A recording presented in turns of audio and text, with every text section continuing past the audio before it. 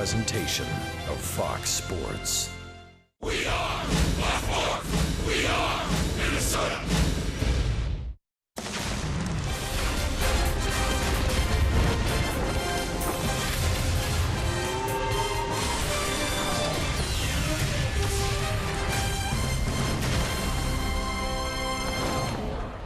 This Twins-Brewers series on Fox Sports North is brought to you by Jeep. Visit Jeep.com to learn more. The border battle moves across the border. The Twins are in Milwaukee for a two-game set against the Brewers at Miller Park. Tonight, it'll be Tommy Milone for the Twins, who has had pretty good interleague success in his career, going against Jimmy Nelson, who is off to a good start for the Brewers this season. Good evening from Miller Park. I'm Marnie Gellner. The Twins built some momentum at home. They won 4 of their last 5 games at Target Field, and now they're looking for that same kind of traction on the road, hoping to pick up their first road win here tonight. Let's take a look at your series reset. Ryan Braun had some productive at-bats against the Twins this week. 4 hits and 3 runs driven in during those 2 games that the teams played at Target Field. Byung-Ho Park has hit home runs now in back-to-back games for the first time in the big leagues. He's also homered in 3 of his last 4 games. And Minnesota's bullpen has been very effective. No earned runs allowed for the last 18 2/3 innings. They have been rock-solid relievers out of the pen for the Twins.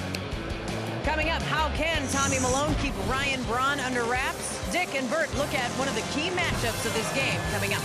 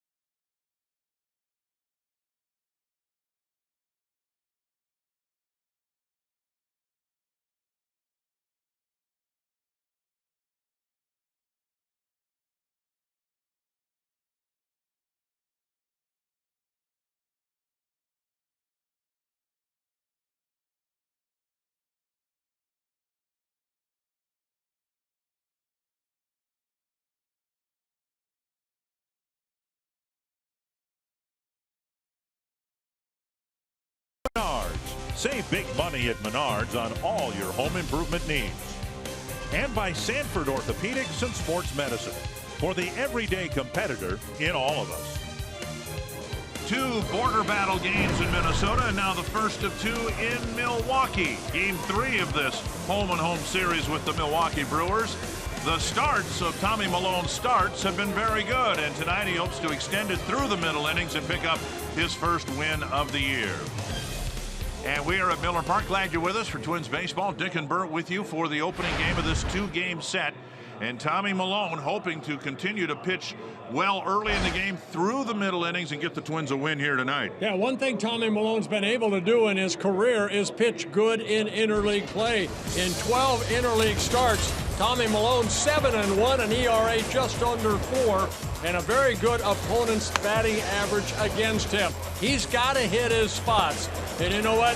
Every lineup that you face, if you're Tommy Milone or if you're Nolan Ryan, there's one or two guys in that opposite lineup that might give you trouble. Well, for the Milwaukee Brewers, it's this guy right here. Had a very good series in the 2 games in Minnesota. 4 for 6. He drove in 3 runs with a couple walks.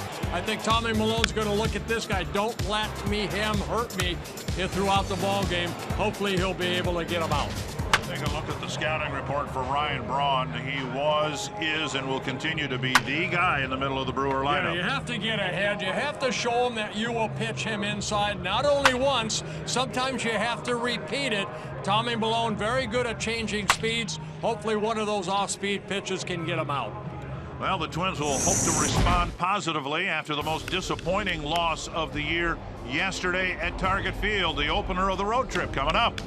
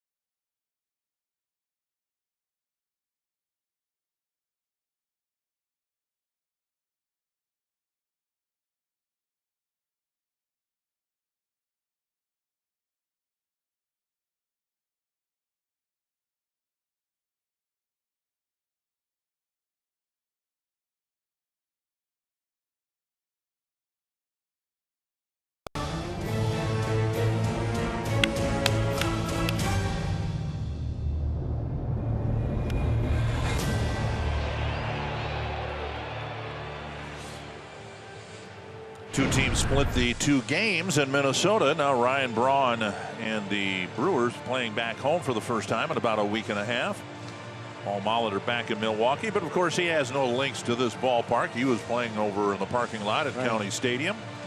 So the focus he has now is managing the Minnesota Twins. The Menard batting order for the Twins. As you look at it, take note of the 7th batter and the 9th batter. Only 30 players in Major League Baseball have hit a home run on the first pitch they saw in the big leagues in the history of the game, and the Twins have 2 of them in the lineup tonight. Eddie Rosario did it last year. Tommy Milone did it a few years before. Very good. On the mound for the Brewers, it'll be Jimmy Nelson making his 4th start, just 26 years old. They have him at 6'6", about 250. His 3 previous starts, all quality starts. One against the Giants and Houston Astros here, and one, his latest, against the Pittsburgh Pirates in Pittsburgh. Eduardo Nunez, the 3rd baseman for the Twins, and their new leadoff man since subbing for the disabled Trevor Plouffe, who's, I'm guessing, back home in Minnesota watching.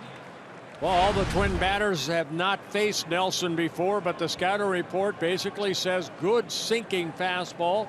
He'll mix in a slider, a slow curve, and a changeup. He'll come right at you. Does have 9 walks in 19 1/3 innings. Last year, his first full season with the Brewers, won 11 ball games. We saw it in Minnesota. We'll see it here in Milwaukee. Right-handed batters being shifted to some extreme in cases. And now 1-2 to Nunez. A check swing, but a foul tip.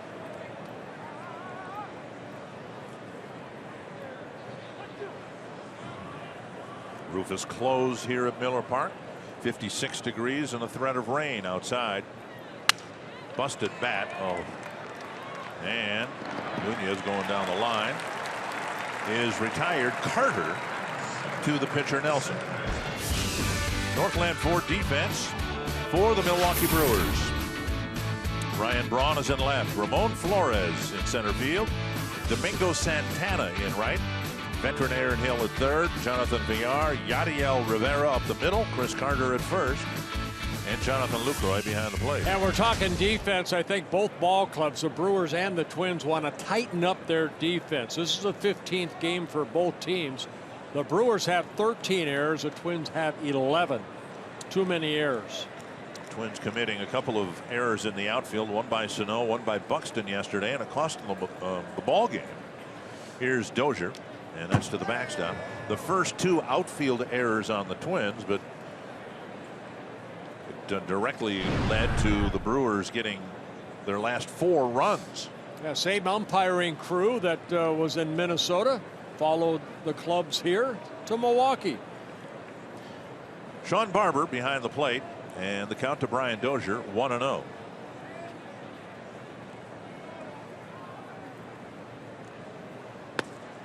And now 2-0. Twins typically have hit the ball well here, particularly when the roof is closed. Dozier's numbers on the year.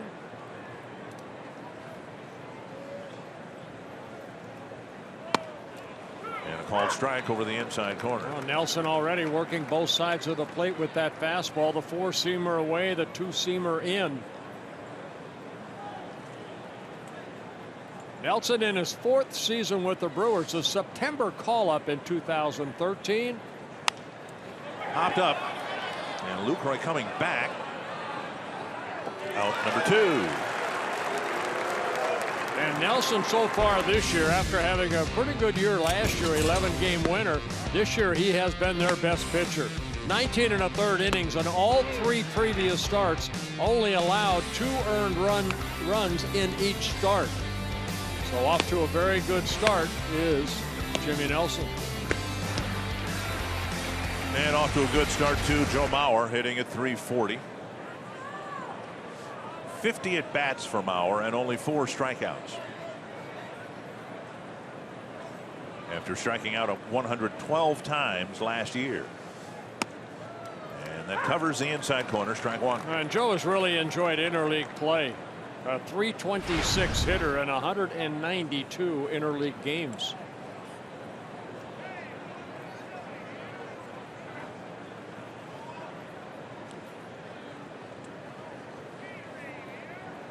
This might be the best ballpark for Mauer's swing this side of Fenway Park when the roof is closed. We've seen him here drive the ball to left center and left and over the fence quite a bit. It does change things when the roof is open. Just off the corner, and it's 2-1. 3 home runs and a .354 batting average.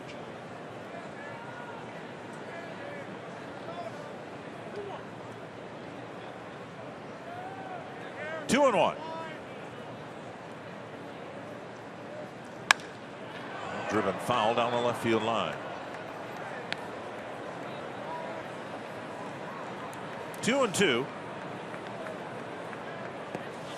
Nelson has allowed 4 home runs in his first 3 starts.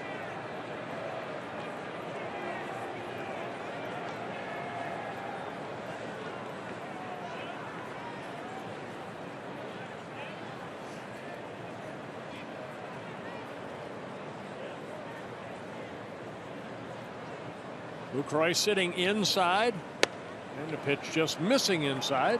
Joe will tell you that he's seeing the ball better this year, and it manifests itself in a number of different ways. It's not just the .340 batting average. It's taking pitches like that are in off the plate, fouling pitches off like he just did, and not striking out. Yeah, now, having said that, he said that in spring training that you know, he just seems to be picking up the ball better. Good eye right there. We've on seen a pitch that away. Yep, so many times. That's his 11th walk this year against the 4 strikeouts, and it will get Sano to the plate with a man aboard. Well, of course, Joe had the concussion issues over the last couple of years, and he said, thank goodness he thinks that that's all behind him now. So good for Joe. Sano standing in as the right fielder. Of course, we are playing by National League rules, so that means no designated hitter, which means Byung-Ho Park, Sano's complement in terms of power from the right side of the plate, not in the lineup tonight. And Sano takes a strike at the knees, and it will be that way for the next 4 games. From here, the Twins go to Washington, D.C. to play the Nationals, and of course play by National League rules. 1 strike to Miguel Sano. That's to right center field. Flores is over, won't get there. Mauer round second. The ball juggled in center, and Sano drops a single, sending Mauer to third base. Yeah, Sano kind of fought off that fastball and hit it the other way. And with 2 outs, Joe was going to make it to third. Flores did fumble the ball, but it did not affect where Joe was headed. He rounded second base, heading to third. The ball dropped right there by Flores. So runners at the corners, 2 outs. That'll bring up Oswaldo Arcia.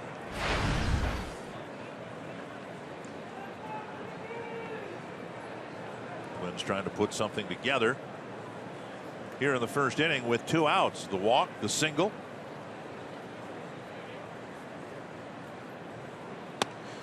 In yesterday's game, early in the game, the Twins started innings but really didn't finish them off very well in the first and the second innings.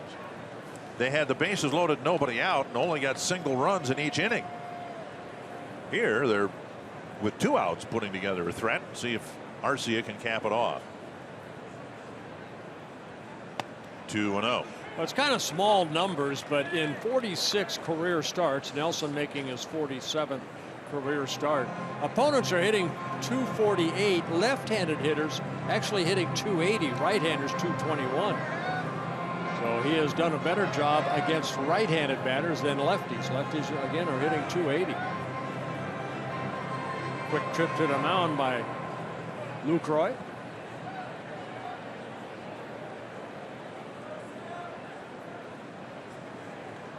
Big spot here early for Arcia. 2 on and a 2-0 count. Big swing and a foul tip. 2-1. Power against power right there. Arcia swinging through it.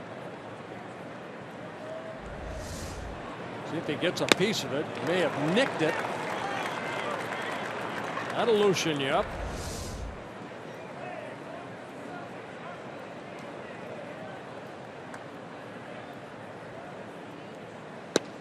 And now 2-2. Yeah, 2 good fastballs going right after him, falling behind 2-0. Now 2-2. A little tardy on both of them. You think Lucroy, a veteran type catcher, would probably go with another fastball right here.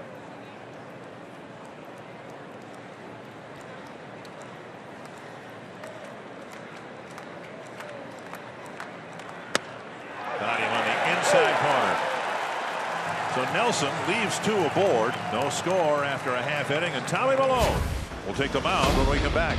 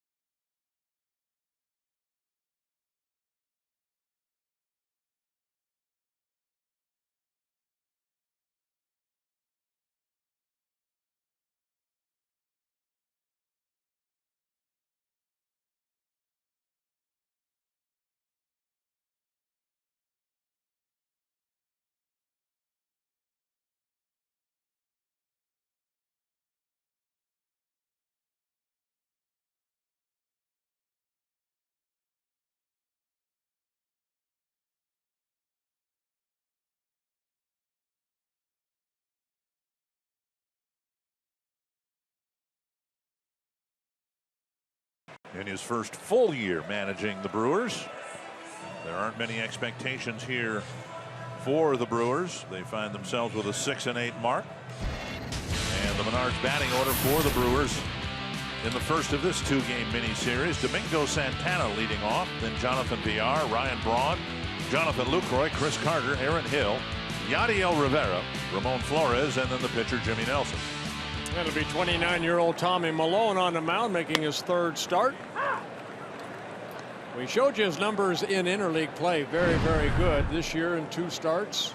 Looking for his first win is Tommy Milone.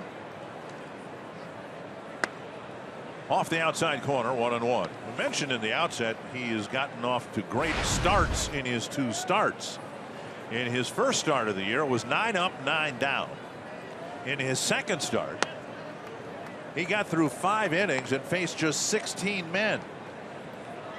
And he's hoping not only to do that tonight, but then extend it another inning or 2. I think what we've seen is through the lineup. The first time through the lineup so far this year, just 1 hit and 18 at-bats in the 2 ball games. Second time around, opponents are hitting .438. Third time around, .571. So, yeah, he gets off to a good start, but this is where he's kind of a pitcher. I think if Twins can get 6 very good innings out of Tommy here tonight, I think they should be happy at that. You know, he went 6 innings the last start, went out for the 7th, and then was taken out. He gave up some hits. 2-2 to Santana. Villar and Braun will follow. Hot ground ball, and it's past Escobar to left field. Leadoff single for Domingo Santana.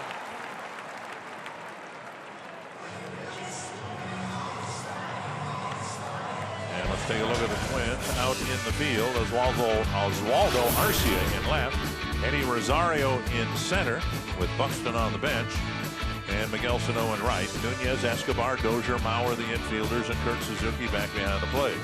Yeah, you don't beg for double plays. You hope that they come. But Tommy Milone has had a couple double plays turned behind him, and you want to start thinking that right off the get-go. Again, Milone not going to strike out a lot of guys. He makes them put the ball in play. Hopefully it's on the ground. Very good move to first. And strike 1 to Villar. Yeah, Santana, excuse me, at first kind of took a step, but Tommy Milone, very good move to first base. He has 13 career pickoffs.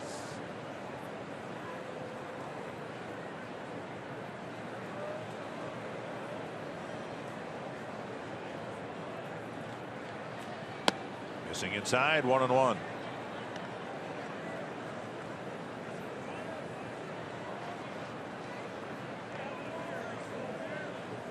Villar, shortstop, and of course had the roadblock put in front of him in Houston when the Astros called up Carlos Correa.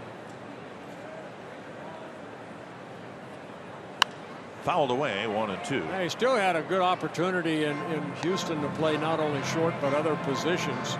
In 53 games last year for the Astros, he hit .284. This is his 4th major league season, 3 with the Astros. 1-2 to the Brewers shortstop.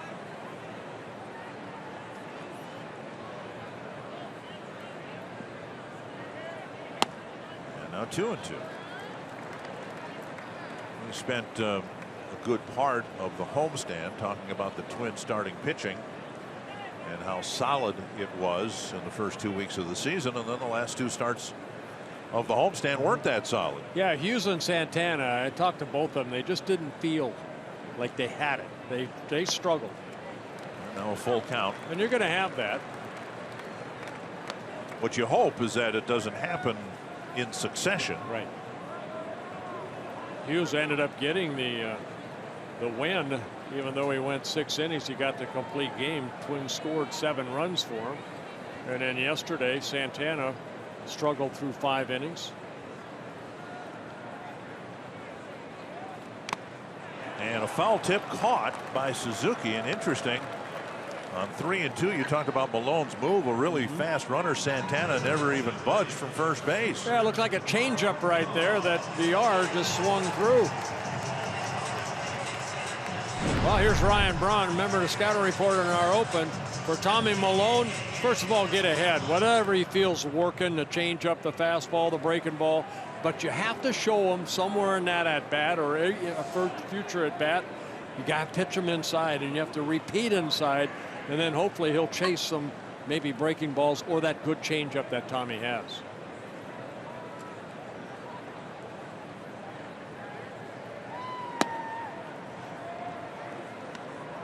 Our Toyota key stat in interleague play.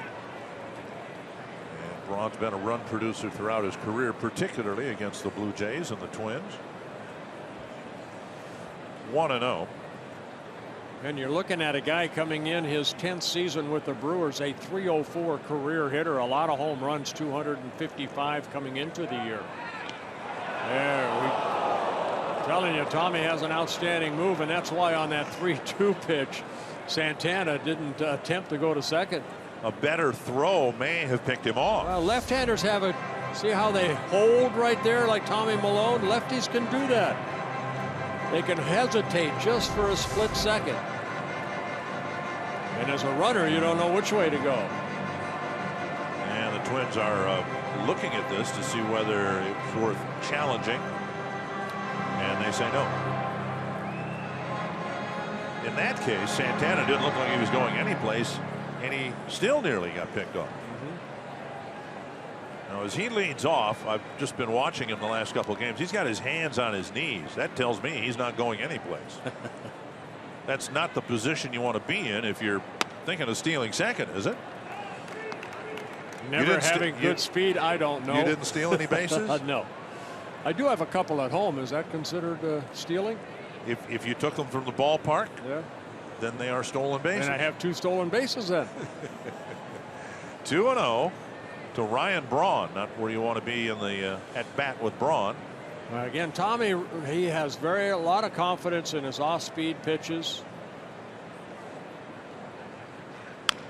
And an off-speed pitch tapped foul. Looking at Santana, you know, Ricky Henderson, the greatest base stealer of all time, he'd get down into a crouch, and he'd have his fingers, wiggling them to his side like he was, ready to launch off a launch pad. And here's Santana with his hands on his knees, maybe just hoping he doesn't get picked off.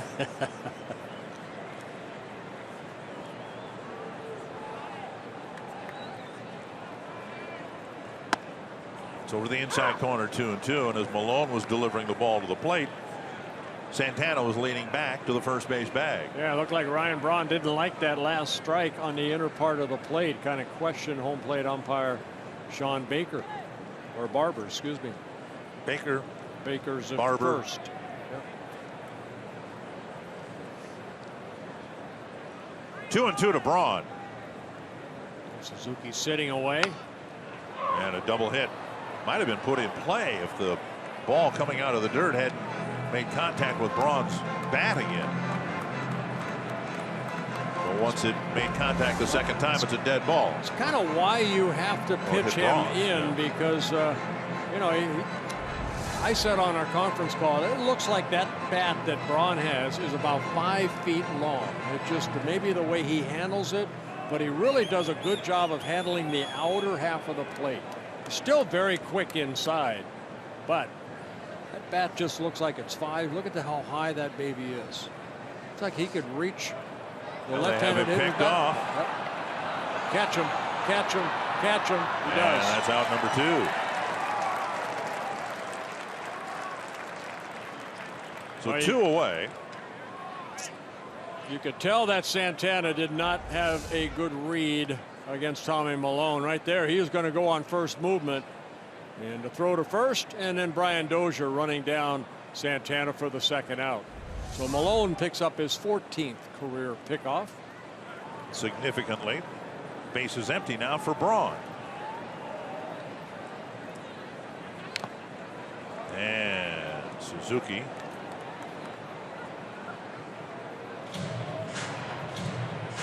With a painful first inning in his last game later. I think he took a foul tip in the same spot. Suzuki's going to walk it off a little bit. People think that catchers wear masks for protection. It's to keep the TV viewers from reading their lips about what they're saying when they get hit there.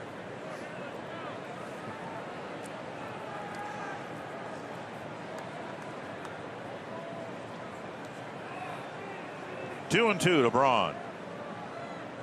And another foul ball. Yeah, again, that ball I bet you is 6-8 inches outside, and Braun reaching out and keeping the bat alive.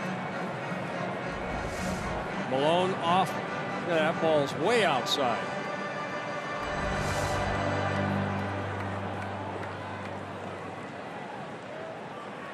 '20th pitch of the inning for Tommy Milone. Get it in there. And it's fouled over the screen.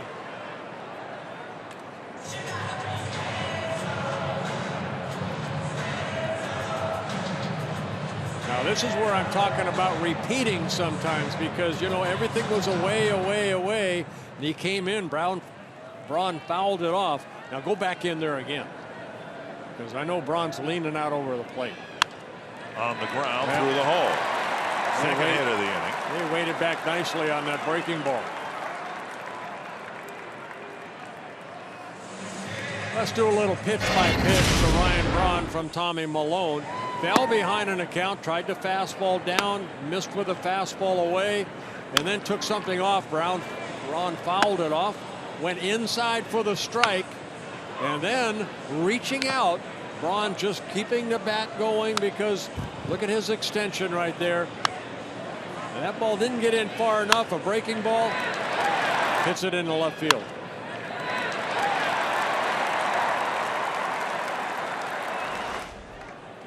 Now Jonathan Lucroy, another run producer for the Brewers.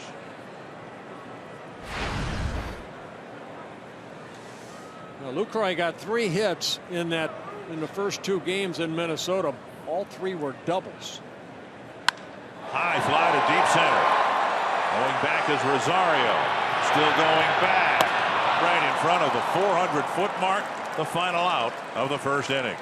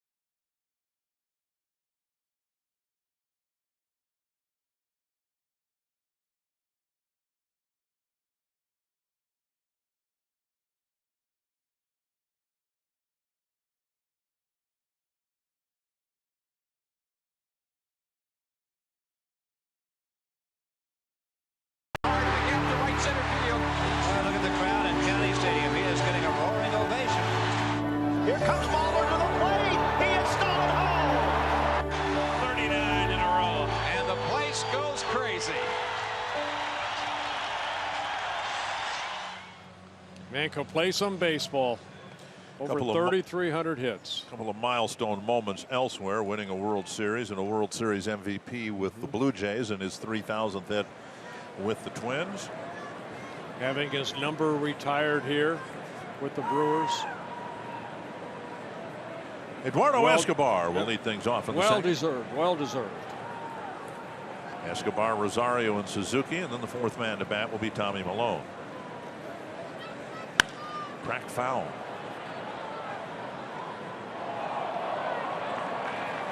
Put a 2-out threat together in the first inning, but couldn't cash in. As we alluded to, the missed opportunities yesterday is more than the miscues in the outfield. The Twins had a chance to put some really crooked numbers up early and didn't get it done yesterday against Willie Peralta. Around the hands, but a called strike, 0-2. Yeah, they really let him off the hook, and then Peralta settled down and pitched deep into the ball game.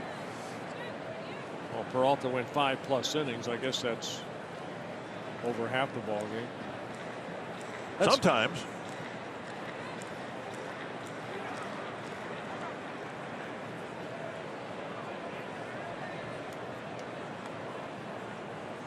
Two strikes to the leadoff man here in the second inning. And a strikeout. Second straight strikeout for Jimmy Nelson.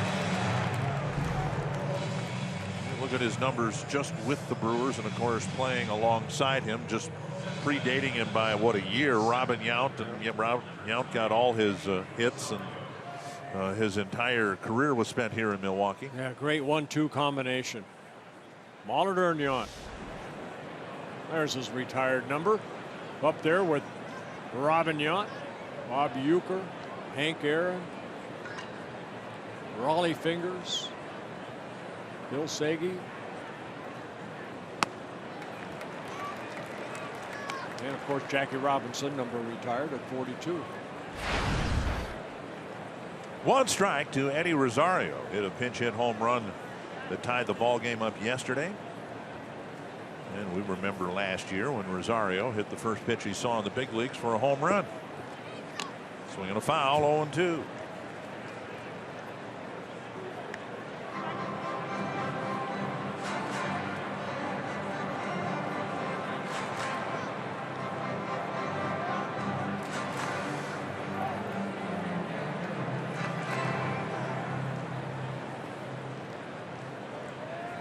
Rosario right where Escobar was, behind in the count, 0-2.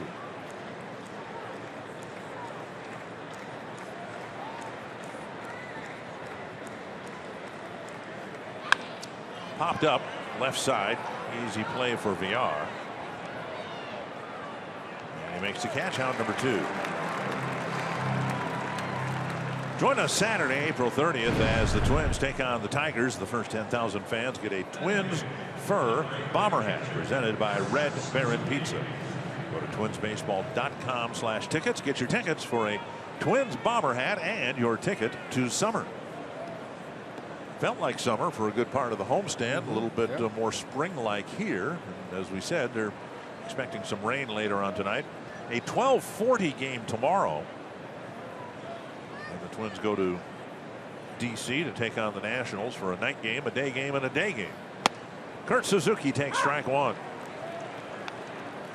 Suzuki had a couple games off during the homestand and then responded with a couple of hits to get his average up to 154.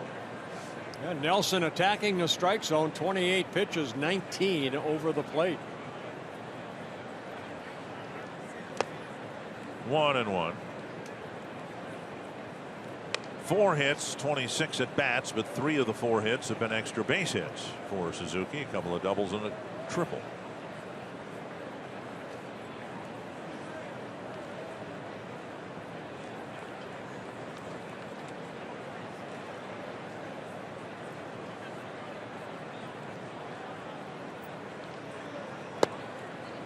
Outside, 2-1. In the first inning, Mauer drew a 2-out walk, and then Sano singled, but then Arcia struck out to end the threat.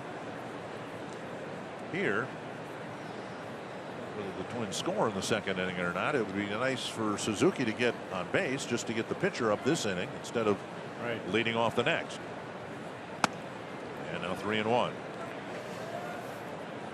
Well, he'll get a fastball here, see if he can handle it, get a base hit, maybe an extra base hit. Nelson last year 30 starts for the Brewers. He worked 177 in innings, had 148 strikeouts, but he did walk 65.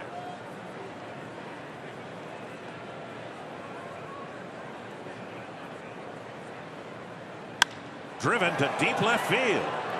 Braun is back and leaps, and the ball hits the wall, and Suzuki will go to second. Got a couple of well hit balls here that haven't carried as much or as far as a lot of people thought. The deep fly that ended the first inning off the bat of Lucroy, and Suzuki gave that a ride, and it caromed off the fence and left center. Well, it was a 3-1 fastball, and Kurt Suzuki was ready for it. See Lucroy sitting pretty much right down the middle of the plate. High fastball. Braun goes back, leaps right there, and the ball hits off the wall, and they get it back in. So it's a double for Suzuki, his third of the year. Now Tommy Milone.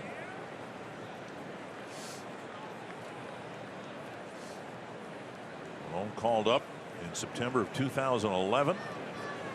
The first pitch he saw in the big leagues, he had a 3-run home run. Old hard fact brought to you by Clean Crisp Coors Light. And the Twins are one of 4 teams to not have a pitcher hit a home run in interleague play. Tommy in his career in 25 at-bats, a 160 batting average. But we both noted this in looking at his history. Just 5 strikeouts. Right. 4 hits in 25 at-bats. He has 4 sacrifices. 1 home run. He's driven in 6. Trying to help his own cause here after the 2-out double.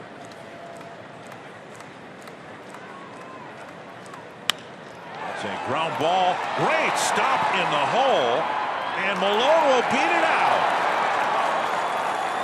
VR may have saved a run by knocking it down, and Malone had to turn it on to beat out an infield hit. Taking that pitch the other way. So fastball away. VR does knock it down. Good strong throw, but Malone beats it. So runners at the corners with 2 outs. And now Nunez will have a chance with 2 men aboard. Last year, the Twins pitchers got 3 hits in 20 at bats. And Malone gets an infield hit here to give Nunez a chance to draw first blood. Suzuki at third.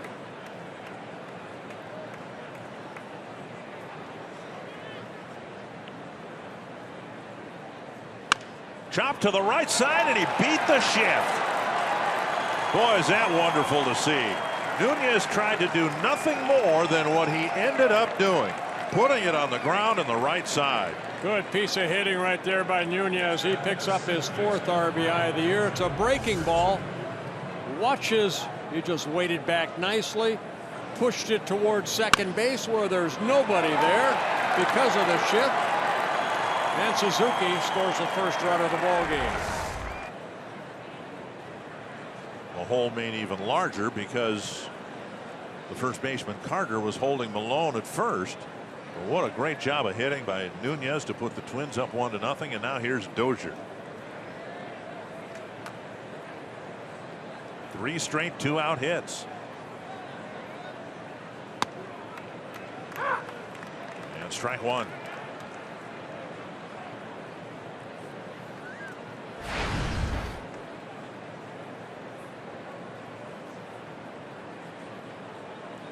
Ryan still trying to find that consistency with squaring up that ball with the bat. 10 hits in 59 at bats.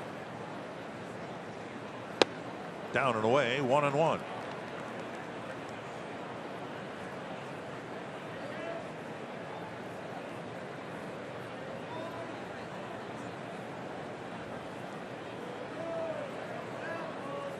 2-out double led to an infield hit by the pitcher Tommy Milone, and then Nunez with a base hit. The bottom of the order, now the top of the order hitting. Twins were starving for a 2-out hit, a meaningful 2-out hit in the ball game yesterday. You know, all 4 of their hits here today have come with 2 outs.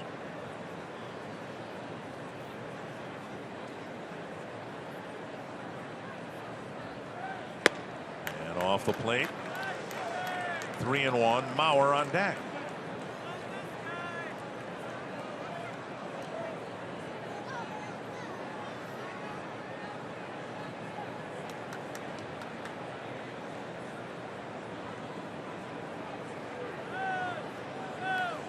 Nelson fighting his control. Suzuki got a fastball on 3-1. Dozier fouls it back, 3-2. Dozier got a fastball and fouled it straight back. Milone at second, and Nunez at first. Will take off early now.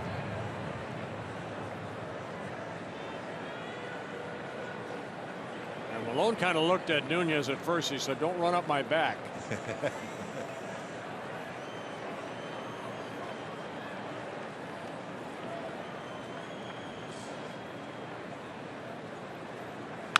Dozier come back here to the mound.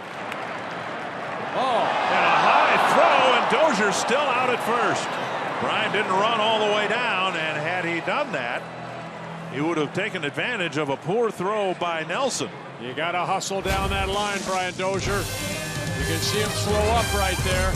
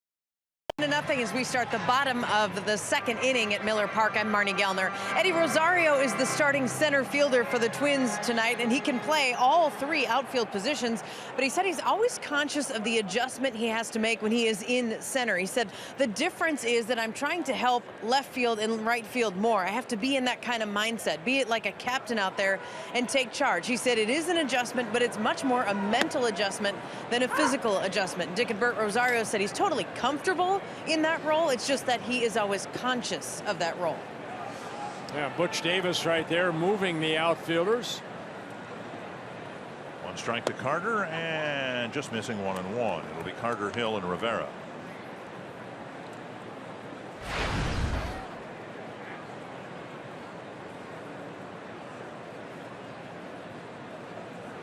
Swing and a miss. 1-2. Good changeup right there by Malone. Carter has faced Tommy Milone more than any other Brewer. 13 at bats. He has 2 hits off of him. One of them a home run. Former teammates together for a while in Oakland. 2-2.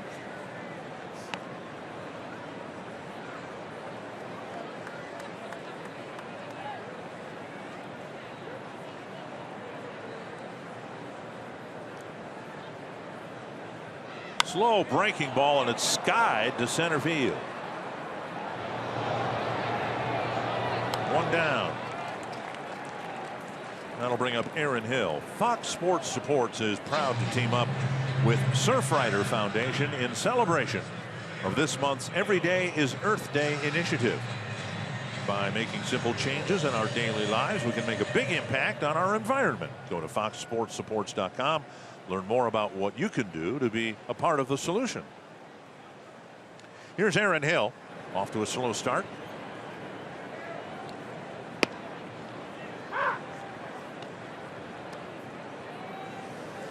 We were talking in the 2 games in Minnesota about how this Brewer roster, as it's constructed, reminds me, I don't want to speak for you, but reminds me of where the Twins were at, like in the late 90s, where there were some young prospects. And then in the Twins case, they would have a Dave Hollins, who we just saw back here. He's scouting for the Phillies. Roberto Kelly, some guys like that. And Hill kind of fits that role for the Brewers. Now the Brewers are hoping that the results are better than what the Twins experienced with that formula in the late 90s. Yeah, Hill, a 12-year veteran in the big leagues, a .268 hitter. Does have some pop, 151 home runs in his career with the Blue Jays and Diamondbacks. Now inside 2-2. But you want to make sure that the young kids in your minor league system are ready to come up. Right. So you have the Hills and you have the Carters and you have other guys like that. Just missed the corner. Yadiel Rivera is on deck.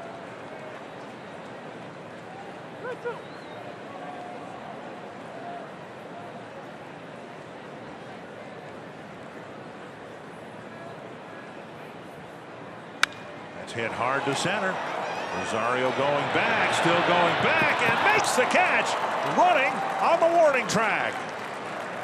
Took a good angle on the ball and made a nice catch for out number 2. Yeah, he turned to his left and just kept going straight and caught the ball over his left shoulder. Hill gave it a ride. Rosario goes straight back and makes a nice catch over his right shoulder. Excuse me. Well, you could see from where he was, where he caught the ball, and the route that he took. One of the ways of measuring outfielders now is their route efficiency, and that would have to be pretty close to 100%. Yep. That was a straight line to the point of the catch. 1 strike to Yadiel Rivera.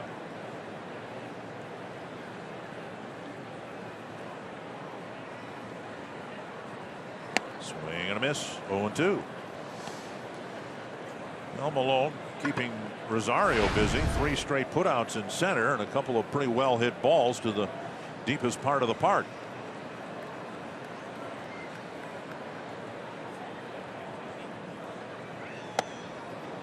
Up and in. And Tommy Malone does that. He will go up and in on right-handers. That sets up the breaking ball away or the changeup away. Watch Suzuki right here. Now going away.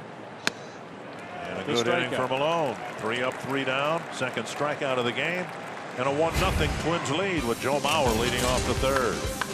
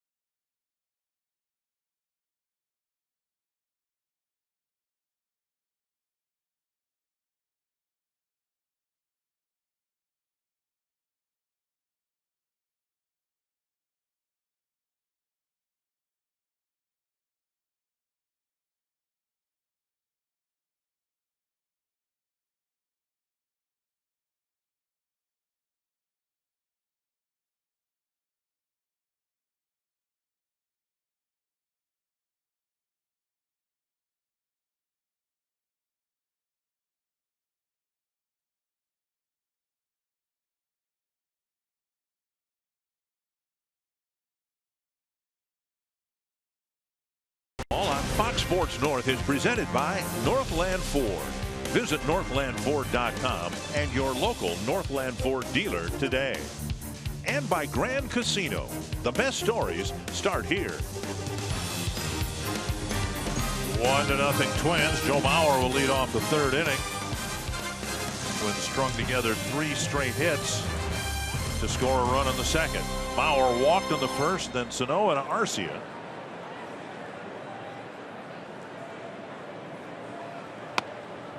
Joe fell behind in his first inning plate appearance and then worked the count full and drew a walk.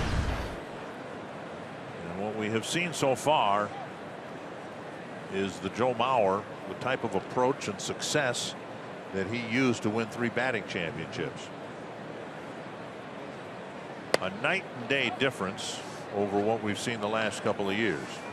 Well, you know what? There's so many guys that don't want to get to 2 strikes. Joe has such a good eye at the plate. He's not afraid to hit with 2 strikes on him. Right now, the count in his favor. 2-0. Remember years ago when Paul Molitor was still playing, I was asking him about hitting and why he did things, and he said, well, you know, it depends on how comfortable I am and confident I am in my swing, whether I feel comfortable getting deep in the count. Well, the sense you get watching Joe is he lifts it foul, and now it's 2-2. Not that he wasn't confident, but you know, he's struck out a lot more than we've ever seen him the last 2 years. He's not doing that, and he is comfortable getting deep in the count like he is here at 2-2 and was in the first inning at 3-2. You've got to be a good hitter to do that, because you realize with 2 strikes you've got a major league pitcher out there. Now you're going to see the really nasty stuff. Yeah. One of the best at that was Wade Boggs, Tony Gwynn. Right. Great hitters. 2-2 and another foul. And again, you know, the fact that he's seeing the ball better is manifested in so many different ways. There's far fewer swings and misses than there were last year. Well, and you saw the communication between Joe and the home plate umpire Sean Barber, just saying, you know, hey, was that a strike that I just swung? Would you have called it a strike? Something like that.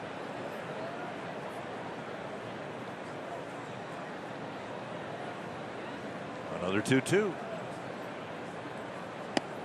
Call third strike. Breaking ball got him looking. One down. Even the good hitters get fooled. Carsoup.com trivia: who are the 2 active managers to score the game-winning run in the deciding game of the World Series?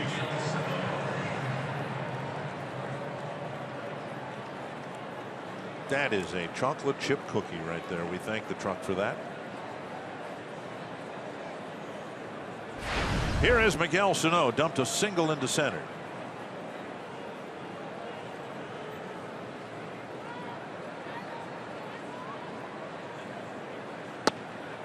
And a strike at the knees. Looked like it might have been the same pitch that got Mauer looking.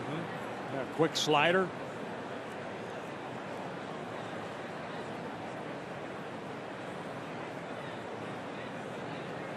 Sano got a breaking ball that he lined into center field in his first at bat.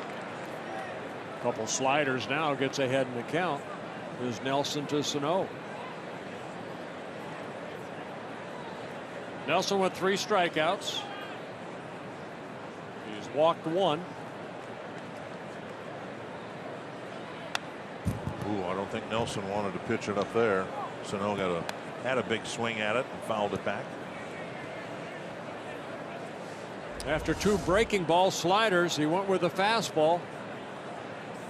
A good swing by Sano, just fouled it back.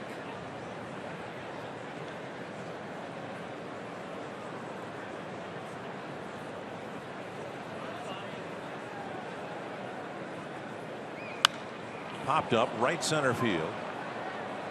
Santana lost it for a while, makes the catch for out number 2. Well, I think he was expecting the center fielder Flores to catch that ball. He was kind of looking at him, and Flores said, I don't want it, you take it.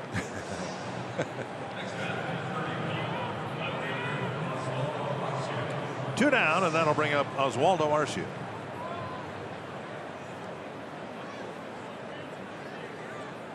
Twins have yet to get a base runner on before the second out. They got a walk and a single in the first inning. 3 straight hits and a run in the second inning.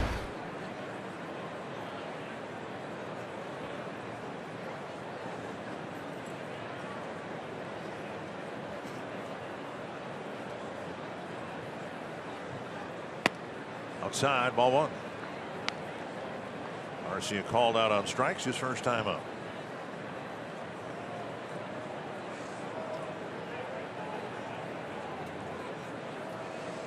They got the count in his favor. Then Nelson just threw him 3 fastballs and struck him out. That's the ball that Arcia needs to lay off of. That little bit of a high pitch.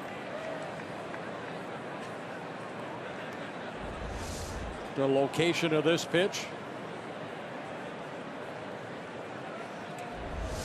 I think we've seen that Arcia can hit that ball down and hit it a long way.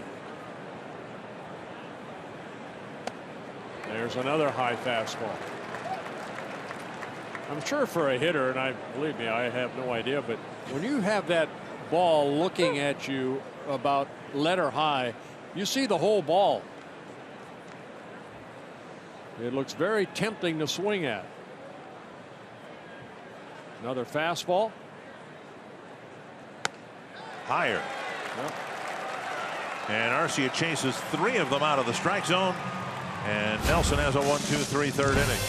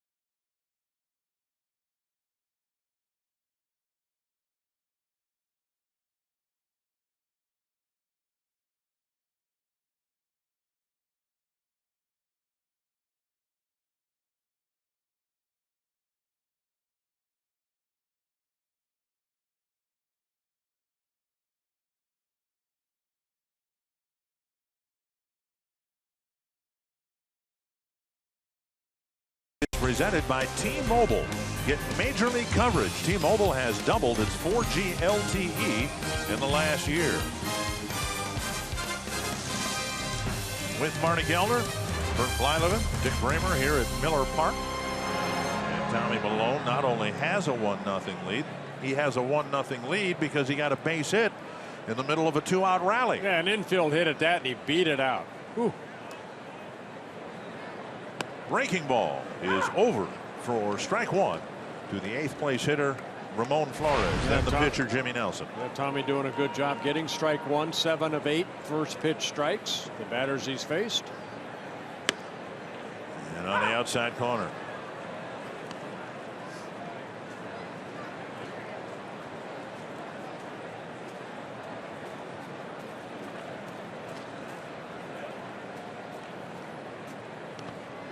Ball in the dirt. Malone had a good start last year against the Brewers. Hoping to have a good one this year. Get the Twins road trip off on the right foot. They had a .500 homestand, and now we'll try to chip away at a deficient road record because of the 9-game losing streak. Miss. Good One down. Ball right there, and strikeout number 3. Good breaking ball down and away. And Flores is his third strikeout.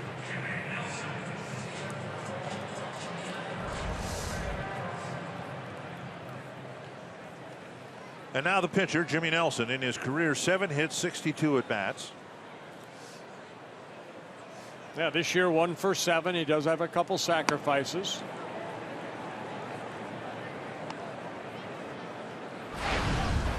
Swinging strike 1.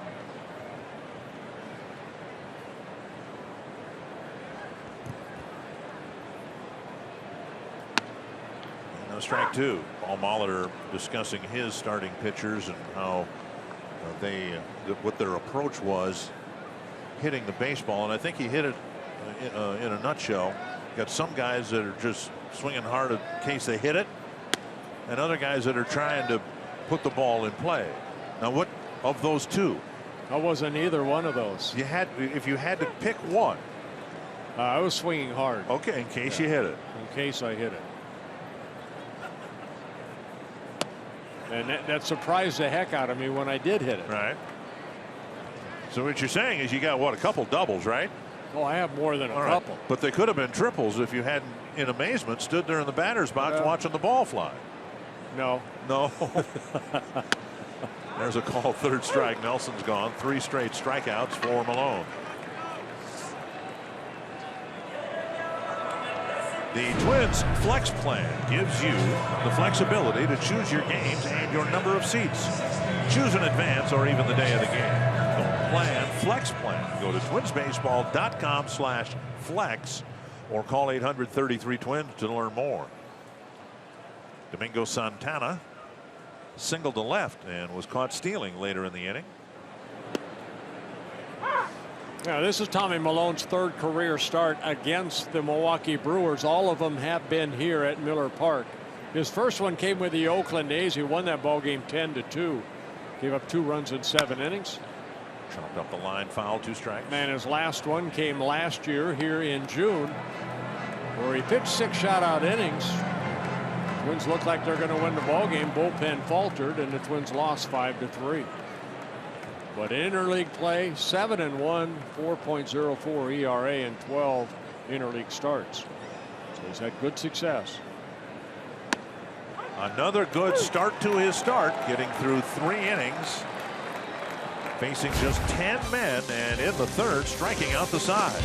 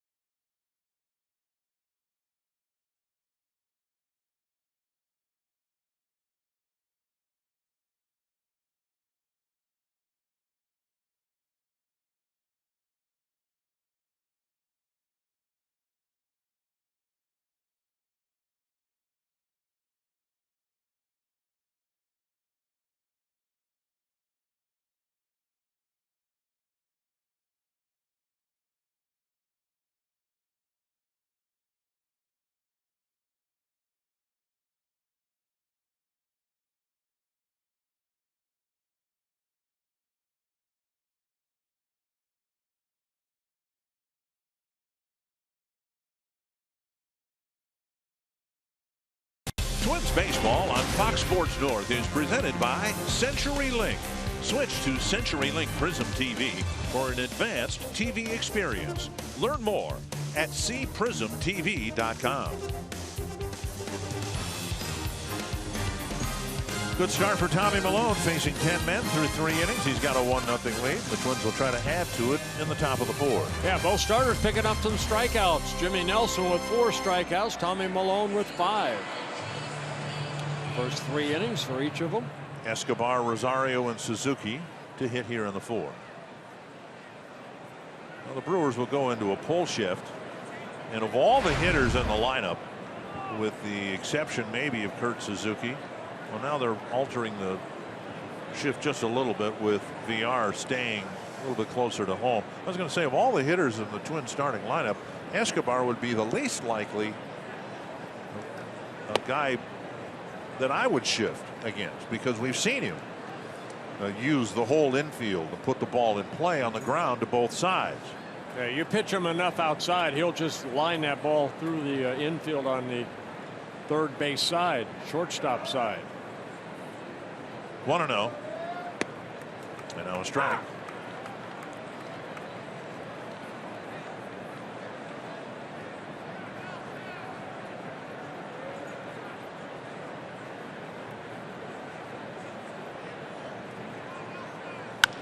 And there you go. Just That's like what that. we've seen him do it. And so he gets a leadoff single in the 4th inning. And that'll bring up Rosario. Rosario swung through the first 2 pitches and then ended up popping to short. In advance of the Angels series at Target Field, when the Angels started shifting more, somebody asked Mike Scioscia about it. He said, well, it's basically, if I can paraphrase Mike, he said it's a fad, and hitters will learn how to beat the shift, and then we'll get back to a more conventional infield defense and less shifting. It used to be maybe one hitter in a lineup would get shifted, and now in the case of the Brewers, they shift just about everybody. Yeah, to throw over to first base, keeping Escobar close, but also maybe seeing if Rosario might be asked to bunt here.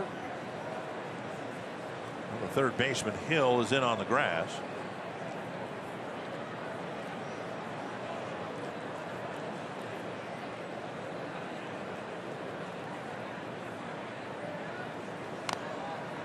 And it is bunted foul, 1 strike. It's a kind of a lost art. Learn how to bunt properly right there. Rosario, if you're going to sacrifice, square your body around. He kind of looked like he wanted to bunt for a base hit right there, almost running out of the box. There are 2 entirely different techniques, aren't there? Yes, they are.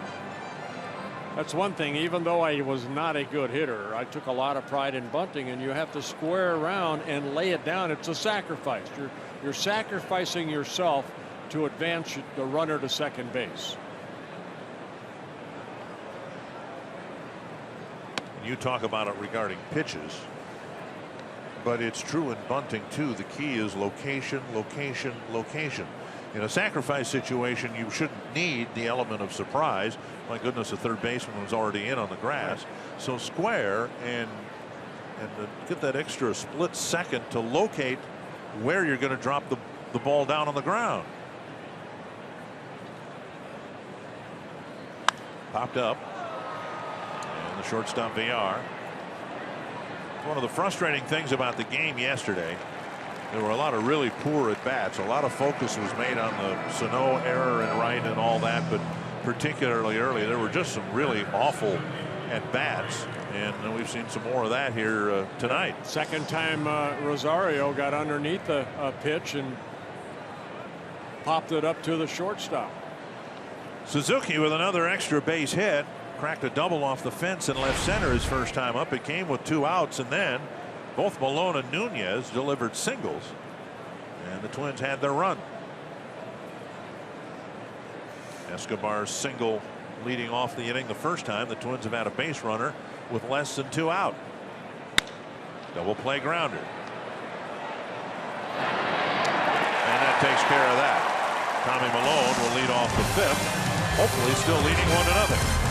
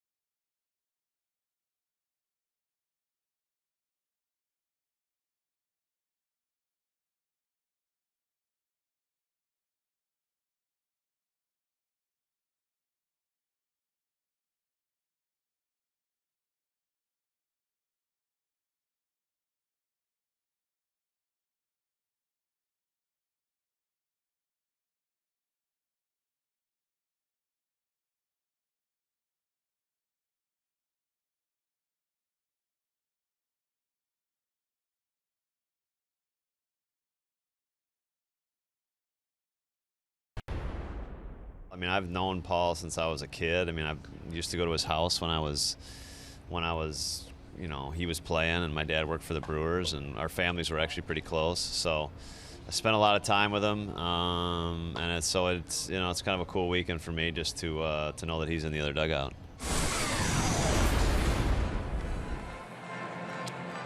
Craig's dad was in the community relations department with the Brewers for many years. And I talked to Craig earlier today about his dad playing minor league ball in the Twins organization.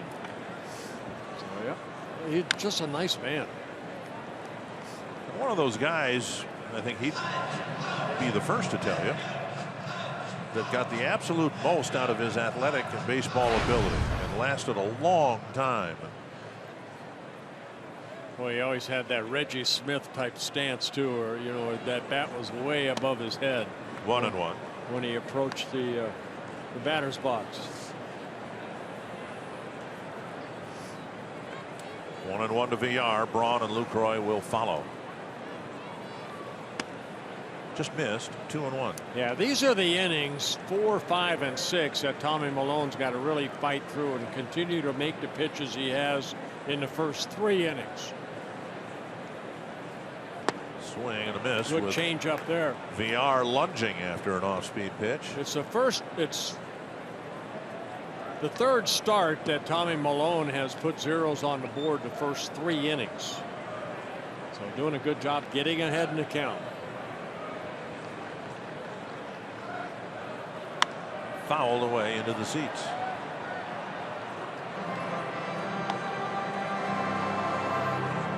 VR just 24 years old in his first season with the Brewers, originally signed by the Phillies in 2008 out of the Dominican Republic.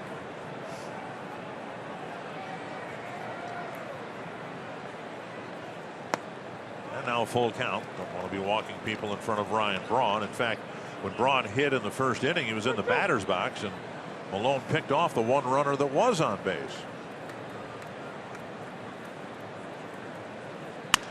Wrapped to third, scooped up by Nunez. One down. Let's go back to our carsoup.com trivia question. I think it's the 2 managers in the game here tonight, isn't it? Yep. We're going to see the highlights. Here's Paul Molitor, 1993 world champ, Toronto Blue Jays, and then with the Marlins, Council in 1997 scored the winning run. Edgar Renteria's little soft single to center. Here's Braun, single to left with 2 outs in the first.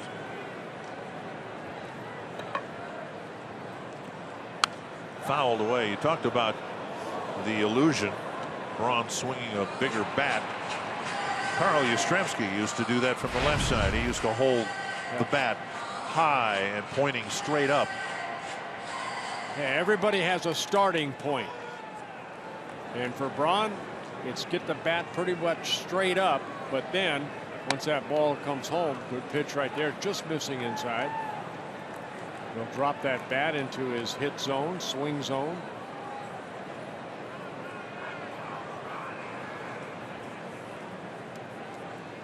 One and one to the Brewer left fielder. Chop foul.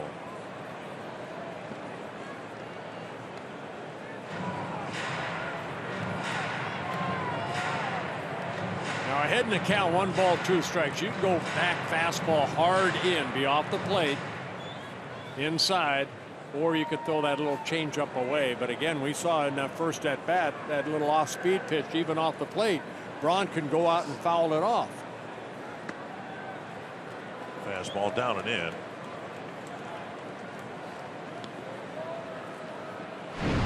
Milone working with Suzuki. And Suzuki has caught Milone more than any other pitcher on the Twins staff. And Milone has probably pitched more games to Kurt Suzuki than any other catcher in the big leagues because of their time together in Oakland. Just missed, down and away, and it's a full count to Braun. Tried that backdoor slider and just missed.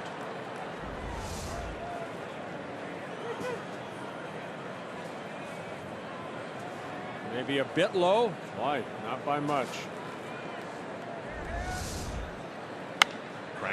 field. He threw a changeup on 3-2, left it up, and Braun, such a good hitter, just rather than trying to pull it, just took it into right field. Second hit for Ryan Braun, third hit for the Brewers. That'll bring up Lucroy.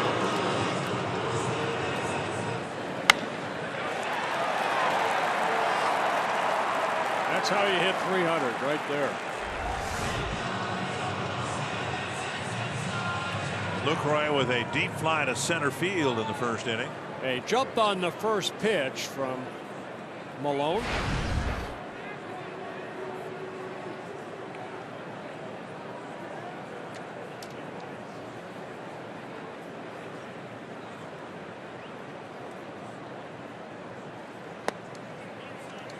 Missing low, ball one. Bert mentioned Malone's gotten a couple of ground ball double plays already this year.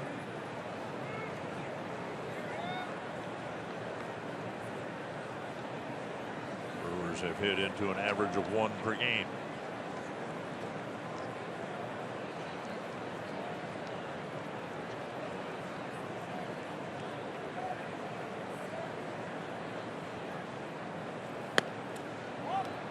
Outside 2-0. Yeah, changeup just missing.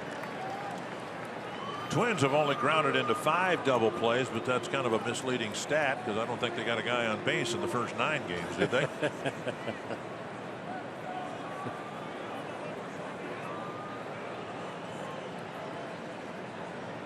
2-0 to Jonathan Lucroy.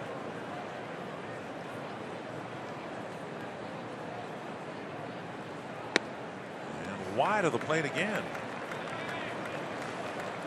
And I think Suzuki, I think Tommy Malone kind of wondering where those pitches are.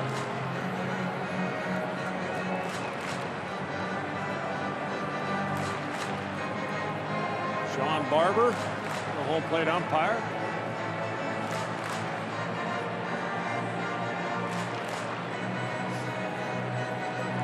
Well, you see Fox Tracks has them outside.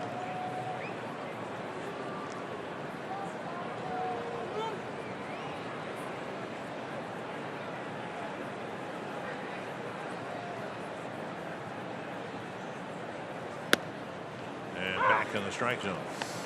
You fall behind and you have to come in with the hittable pitch here. You don't want to walk Lucroy right here and make him put the ball in play. You don't want to make a mistake inside.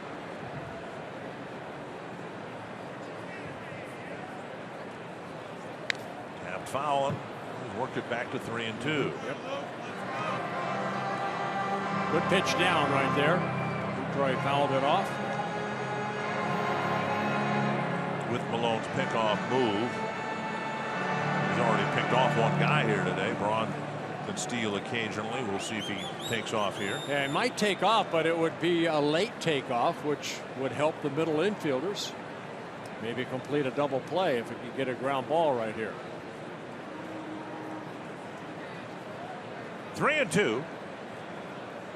Braun inches back toward first base. Here's a drive to right field, and SANO with the catch. Braun bluffs the tag.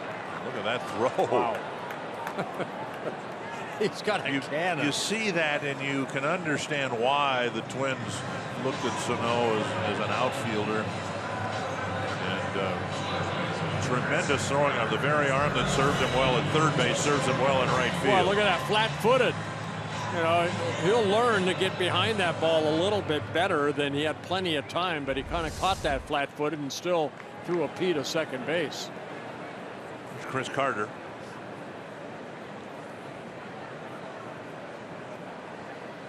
Carter with a fly to center his first time up.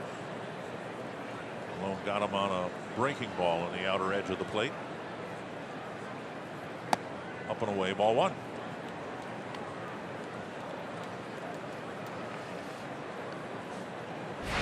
This guy is just an intimidating person at the plate.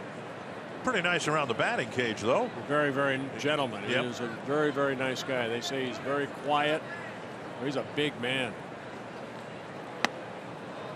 And Malone gets the outside corner call. 1-1. He strikes out a lot, but in his 3 seasons with the Astros, the last 3 seasons, 90 home runs.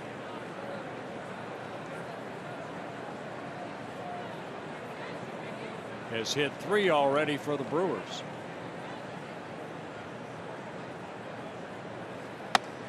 Braun doesn't know what to do with Malone at first.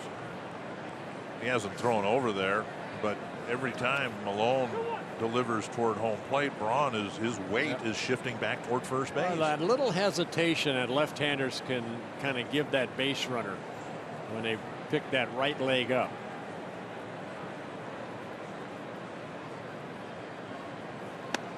That's more effective than picking somebody off. Well, I mean, really, if Carter gets a base hit here, Braun runs really well. I'm not sure he even gets to third base, because as the pitch is coming to the plate, his momentum is back to the base he's already reached. Well, you're almost better off doing a little league type of put your foot on the bag, get ready to run.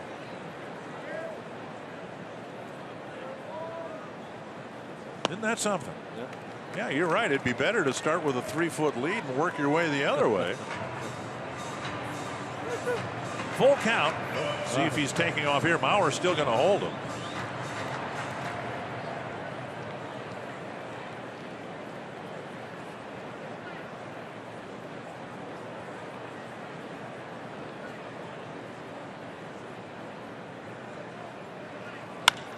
Drill to left field. And Arcia picks it up, fumbles it, gets it to the cutoff man. They're going to send him home. Here's the throw to the plate, not in time. Arcia fumbled it in left, then hit the first cutoff man. That meant a very long throw for Escobar. And the Brewers have tied it up on Carter's double. Boy, he hit a line drive double too. He hit that ball sharply. And on a 3-2 pitch rather than 2-2. Braun taking off. And Carter just reaching out. You can see how quick that ball got to that gap. And Arcia knocked it down. And Braun right there. Right, picks up the third base coach. And he's sent home. So Carter driving in his 11th run on his 5th double. And it's a 1-1 ball game.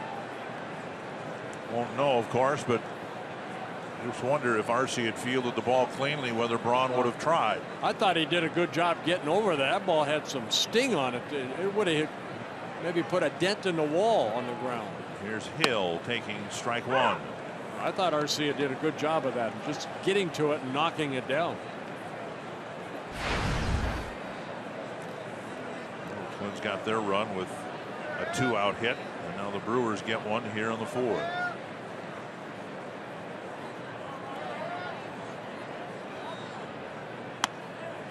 Miss the inside corner.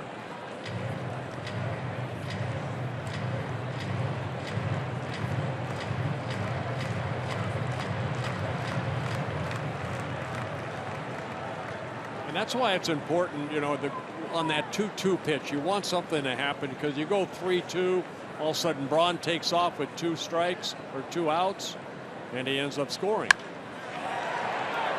Knocked down by Escobar. Good play to end the inning. Hill hits a rocket, and the Brewers tie it up. Tommy Malone will lead off the bottom of the 5th.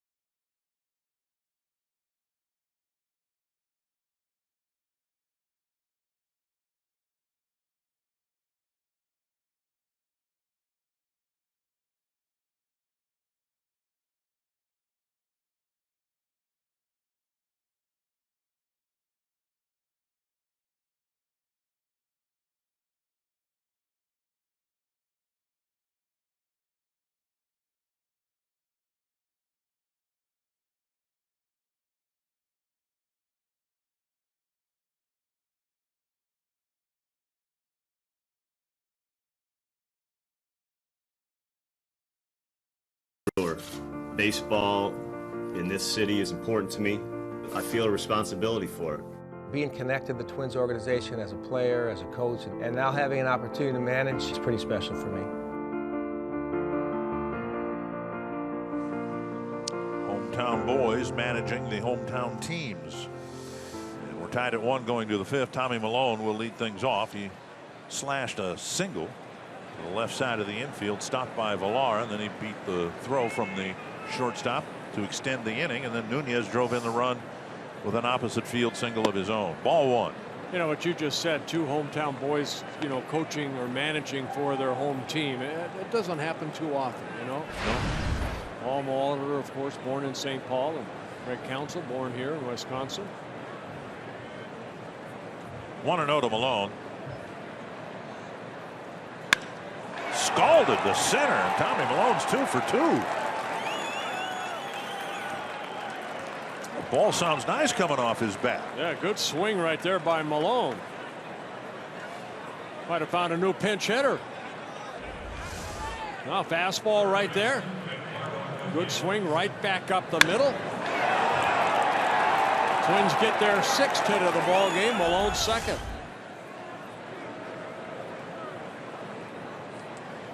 And now Nunez, who beat the shift, hitting about a 6-hopper through the right side of the infield, and it drove in the first run of the game.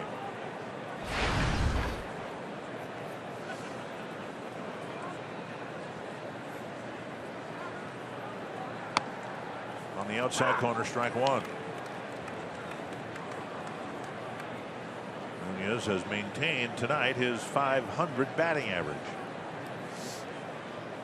14 hits and 28 at bats for Nunez right now. A couple of doubles, a triple.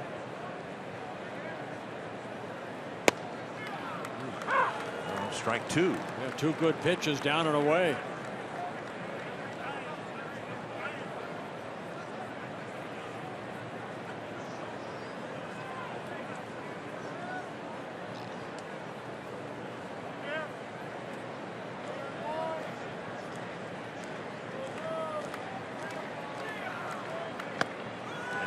Pitches, Nunez is struck out. There's a good sinker down and in, and Nelson picks up his 5th strikeout. All month long in March, we talked about how healthy the Twins were in spring training, and then 2 weeks into the season, the closer, the third baseman, and the utility player all got put on the disabled list on the Sanford Health Injury Report. Yeah, Danny Santana headed down to Fort Myers to get some games in. He would be eligible to return to the team when we get home for the next homestand. Brian Dozier 0 for 2. Up ball 1. Dozier fouled out to the catcher Lucroy in the first, and then with 2 men on, Dozier tapped back to the mound on a pitch down and away, and he did not hustle down the line, and the throw from Nelson pulled Carter off the bag. And Carter was able to recover, make the catch, and recover and get to the bag before Dozier did. Yeah, I'm sure he heard about that too. 1-1. It's one thing as a manager and coaching staff, that's what you expect out of your players, is once you make contact, you hustle out of that box and you run as hard as you can through the bag. He could do what Nunez did. Yeah. Now, in this instance, they're not holding the pitcher, but we've seen in the first 2 games of this 4-game series up around the hands, Carter, the first baseman, holding the runner, and the second baseman, in this case Rivera, playing where he is, and there is a 110-foot hole on the right side of the infield. Nick, you mentioned Mike Scioscia says players will figure it out. Brian just hasn't figured it out yet. He likes pulling the ball. He wants to hit it out of the ballpark. And instead, I think he's just hit into a double play. Another leadoff single for the Twins in the 5th. Nelson gets another double play grounder, and we're tied at 1.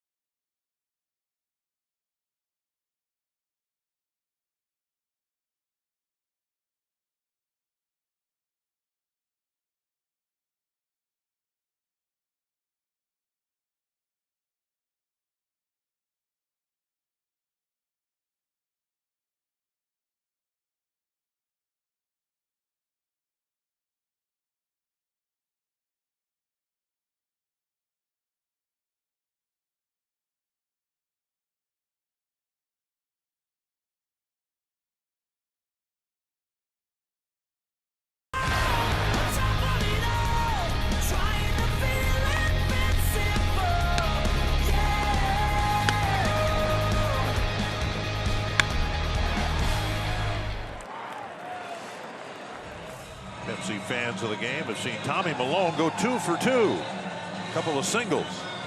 And they're hoping eventually to see Tommy Milone pick up the win, or at least the Twins pick up the win in the first of this 2-game set, a 12:40 game tomorrow. Yeah, Tommy just needs some quick outs. He's had 7 3-2 counts here so far. 4 of them last inning. 78th pitch coming toward home plate. Strike 1 to Rivera. The 7, 8, and 9 batters. That means Rivera, Flores, and Nelson in the 5th. He struck out all 3 of them the first time around. Pop backing out of play.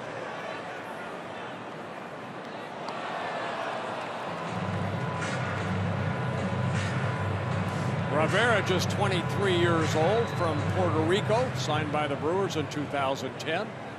This is his 2nd season with the Brewers. Last year, September call-up. Pretty good minor league numbers. And the dirt taken for ball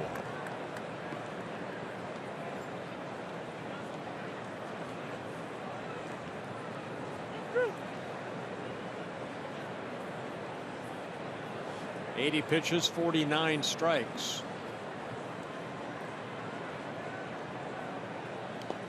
Another one in the dirt, 2-2.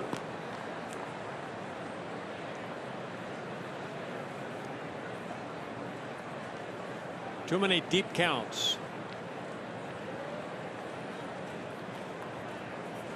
Which might have worked a year ago, but the Brewers, as we said in Minnesota, are trying to adopt a more patient approach, taking more pitches. And so they're less apt maybe to swing at a breaking ball in the dirt than they were a year ago. Yeah, the 16 batters he has faced, Tommy Milone, this is the 8th time he's had a 3-2 count.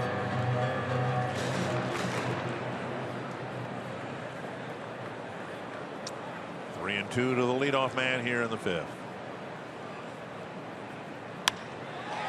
Fly ball left field, and Arcia over a few steps.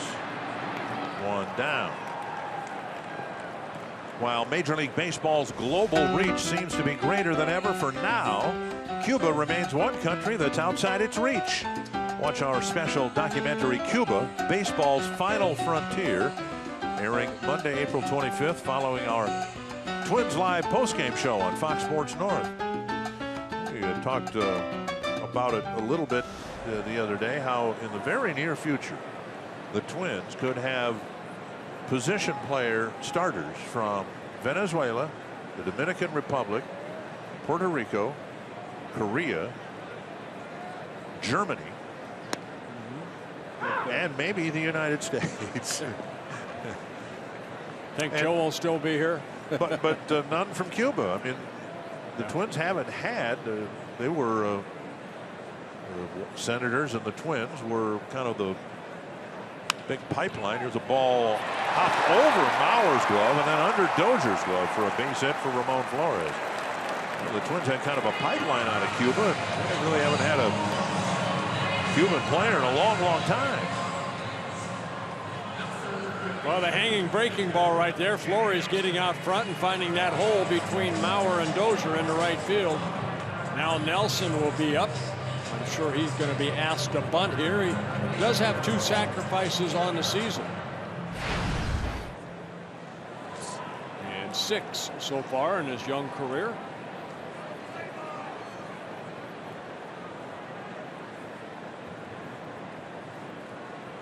Nunez has to come in on the grass. I was going to say, he should not be playing back that far, should he? Here he comes. Flores flushed back to the bag. Again, Nelson's just a little over a 100 average hitter. And where you want to bunt the ball is down that first baseline.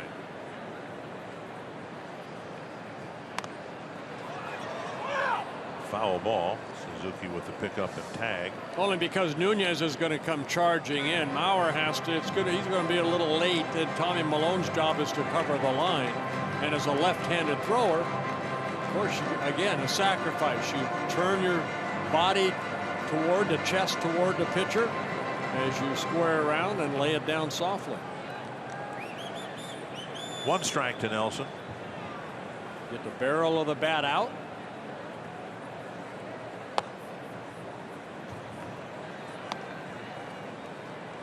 Back in the 4th inning, Escobar led off the inning with a single, and Rosario was asked to bunt, and he fouled the first strike and then ended up popping to short, and then Suzuki hit into a double play. So the little things that can separate a win from a loss. Getting a bunt down, and that's a strike 1 and 2, and even with 2 strikes, Nelson likely asked to get it on the ground somehow.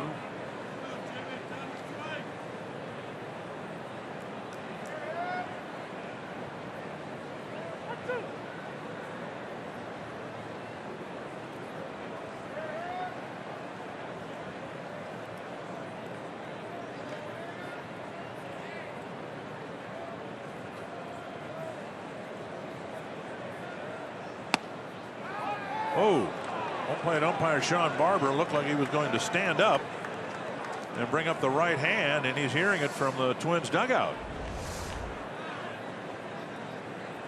Wow. Ooh, plenty of the plate. And you can see he brought his head up just a little bit and immediately heard about it from the Twins dugout. Yeah, Nelson at 6'6" stood up there like Freddie Patek. And there's strike 3, 2 down. Well, strikeout number 6 in the ball game for Tommy Milone. So the Brewers fail to get the bunt down, albeit from their pitcher. 2 down, and now here's Santana.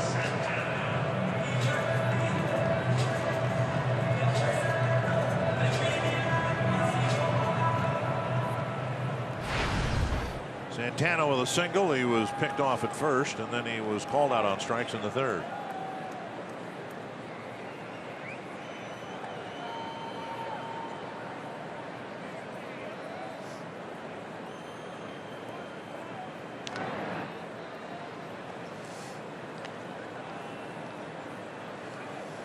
Flores at first base. He's not attempted a stolen base yet.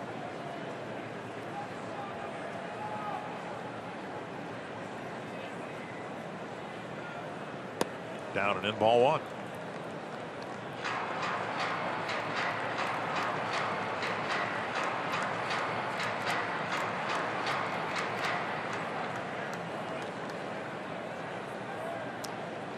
Pretty much sailed through 3 innings, ran into trouble in the 4th, and now pitching around a 1-out single. I said after 3 innings, it's a 4th, 5th, and 6th innings that give Tommy trouble. Good change up there, but 92 pitches for Milone. Of course, he hit in the 5th inning.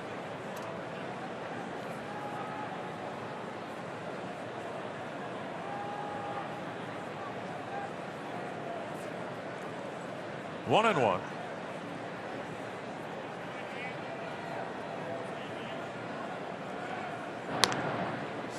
Flores has not attempted a stolen base. Again, a September call-up last year. 62 minor league stolen bases.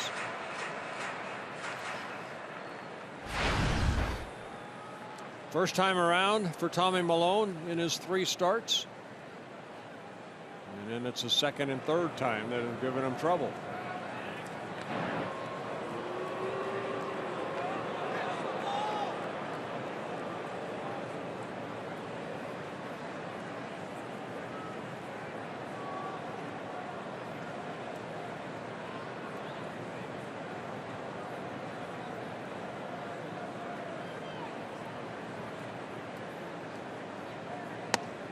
Now up and away, 2-1.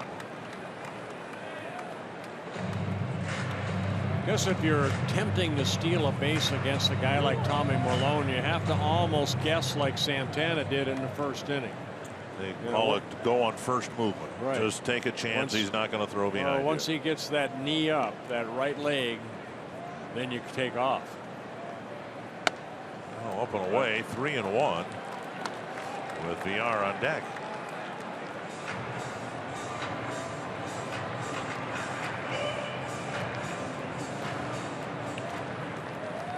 Tonkin getting loose.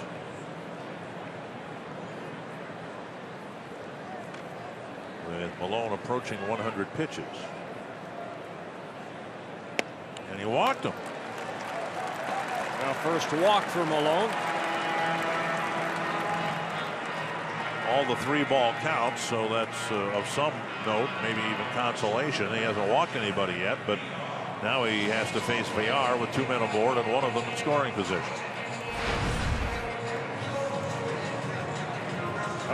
Villar struck out in the first inning and then hit a ground ball to Nunez on a 3-2 pitch in the 4th inning.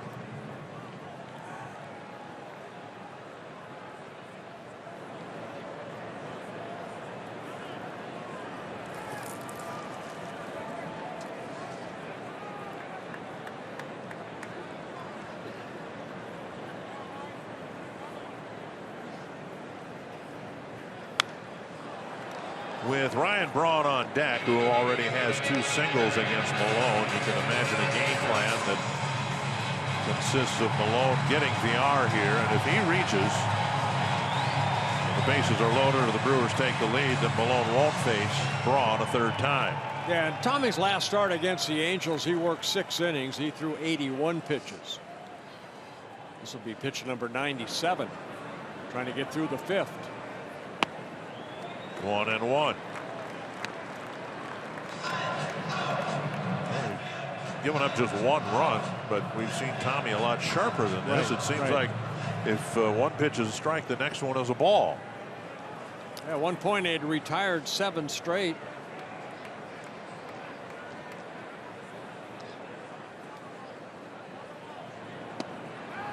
Called strike 1 and 2.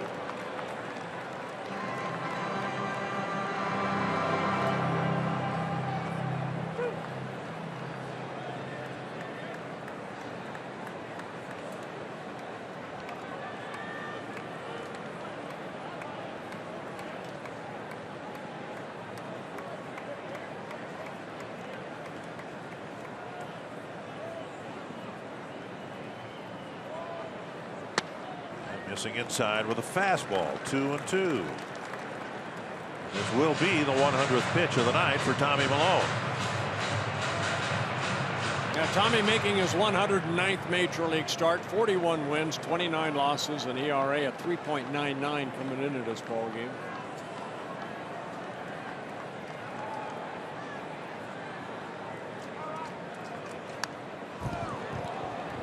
Hefty swing by Villar.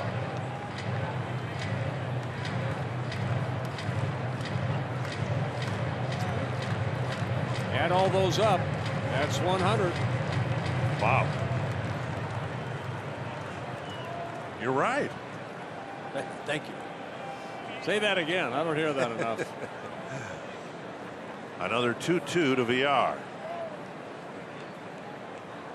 And Suzuki and Malone will talk it over. Well, again, you want something to happen here. You know, we didn't see him able to get that 2-2 pitch over to Chris Carter in the 4th inning, and then on the 3-2 pitch, Ryan Braun scored on the double. So you want something to happen on the 2-2 pitch. Runners will not be taken off.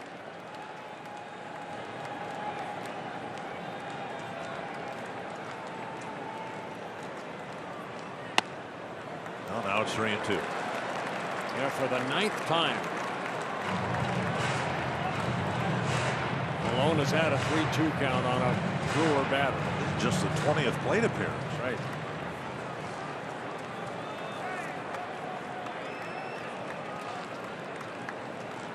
Now the runners will be going. Ball 4. And the first 2 walks of the game have filled the bases for Ryan Braun.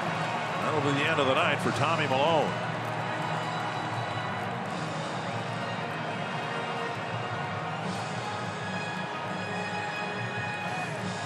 Phil Hughes didn't have the best of starts 2 games ago.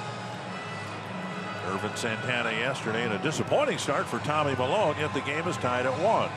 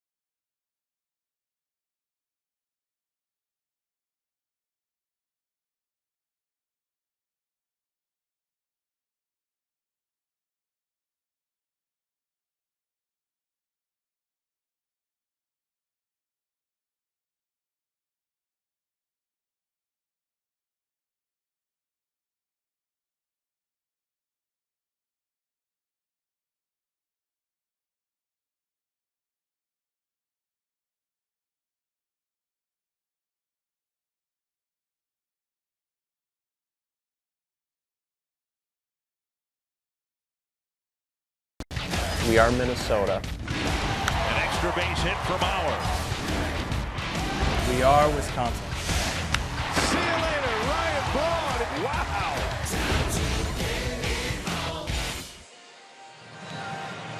Ordinarily, as you look at Braun and Mauer, the two marquee players on their respective teams, ordinarily, if you're a long reliever and you come into the ball game in the 5th inning, the horse is already out of the barn. Here's a case where Tonkin's into the ball game, and the ball game may be decided right here. I agree. Hopefully Michael can come through and get Ryan Braun out. Scouting report for Michael Tonkin against Ryan Braun. Hey, he's got a great fastball. He's got to get ahead with a fastball, and hopefully Braun will chase a slider somewhere in the count. Tonkin worked 2/3 of an inning yesterday, had a walk and a couple strikeouts through 14 pitches, 8 for strikes, making his 5th relief appearance. Here's Braun, bases loaded, 2 out. 95-mile-per-hour fastball missing inside.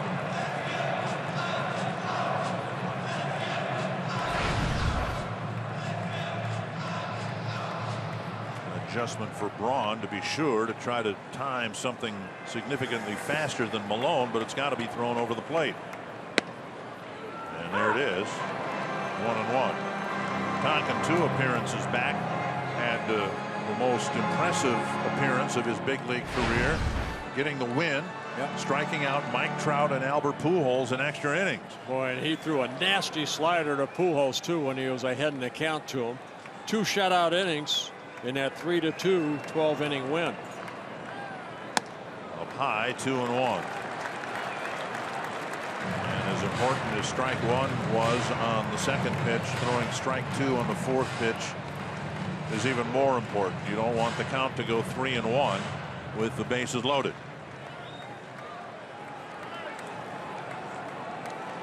Braun has watched 3 fastballs. And Tonkin puts it in a good spot. Braun doesn't like it. He doesn't like it, but boy, that made it. Don't know if it clipped the corner. See what?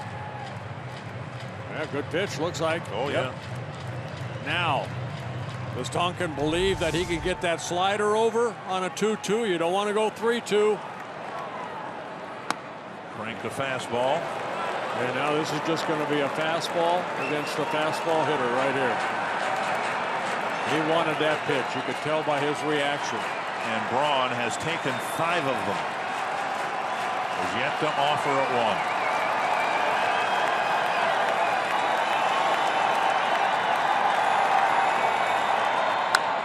Popped up right side. And it'll reach the seats.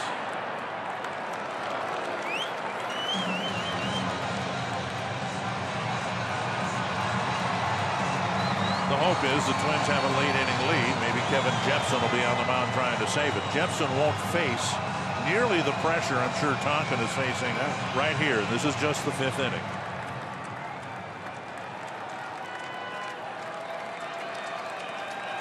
Full count again to Ryan Braun.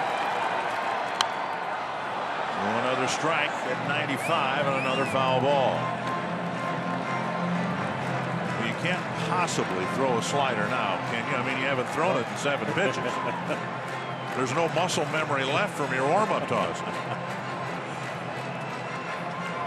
Michael does believe that his fastball can get people out, and I think he's going to stay with it.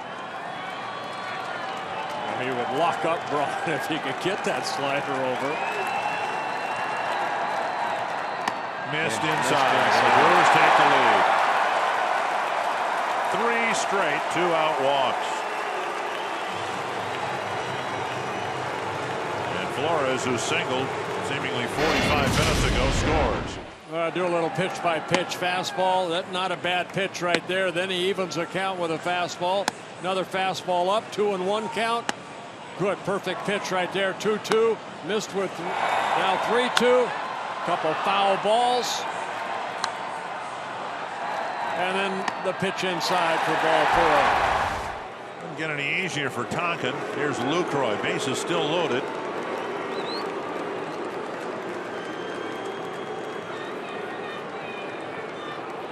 3 straight walks, 2 by Malone, 1 by Tonkin. Lucroy's seen 8 straight fastballs. And so he starts him with a slider. There's a slider.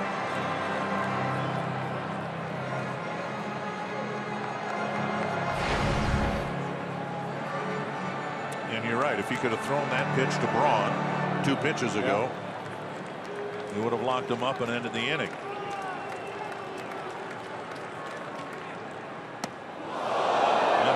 Under his chin. Well, Tonkin can be effectively wild at times.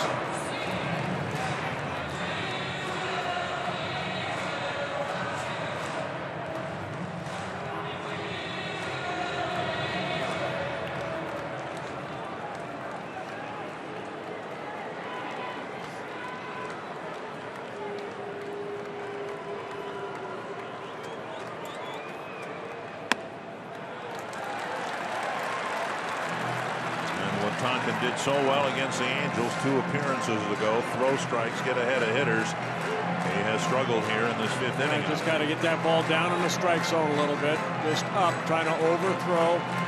Little overamped.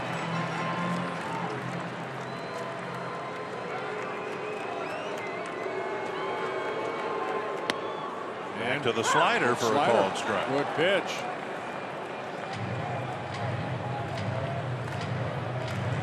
Tonkin throwing a strike on 2-1, doesn't want the count to get to 3 balls.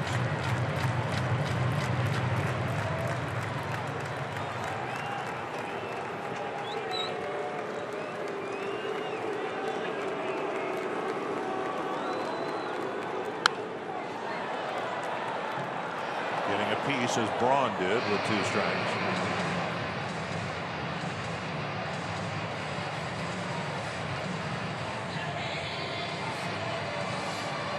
Butch Davis again, kind of moving the outfielders around. Trying to get SANO moved more toward the gap. Moved him about 15 feet with that gesture.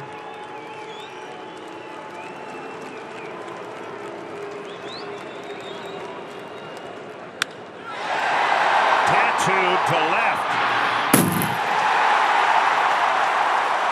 2 will score, and the Brewers lead by 3. A screamer over the head of Arcia. And the Brewers, with 2 outs in the inning, have taken 3 walks and now a ringing double. Well, high fastball again. Lucroy just jumped all over it. A line drive over the head of Arcia. A little pitch by pitch. The slider got ahead in the count, missed with the high fastball. Another fastball up. And then the slider made it a 2-2 count. Fouled off a fastball, came back with, I think that was a fastball. Something not quite as hard it seemed like, but Lucroy knocking in 2, 4-1 lead. All the runs charged to Tommy Milone. And still some work to do. 2nd and 3rd, 2 away for Carter. Strike 1. See the influence or the impact of really good hitters, disciplined hitters in the middle of a lineup in a scoring threat. Oh, and Suzuki took that off the mask hard. Tony Leo will come out to tend to his catcher. Ordinarily, the mask takes the brunt of the foul tip and stays on. That one ripped the mask right off the catcher. Side, almost in the temple area. You know, you're talking about a fastball at what, 94, 95, and then when Carter fouled that off, he's got such a powerful swing. It hit him probably about 100 miles an hour right on the mask. And there's the way I've described it to people, having never been there behind the plate, but it's almost like a drill bit. It's got so much spin on it, and it really digs in, or seems to. And Suzuki might have to go through the concussion protocol here to stay in the game.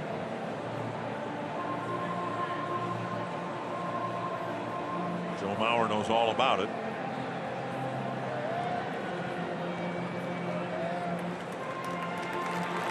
See Joe rotating his neck. I'm sure subconsciously, because he many times had what happened to Suzuki happen to him. He's an animal behind there, believe me. Okay, Joe's British. Wow.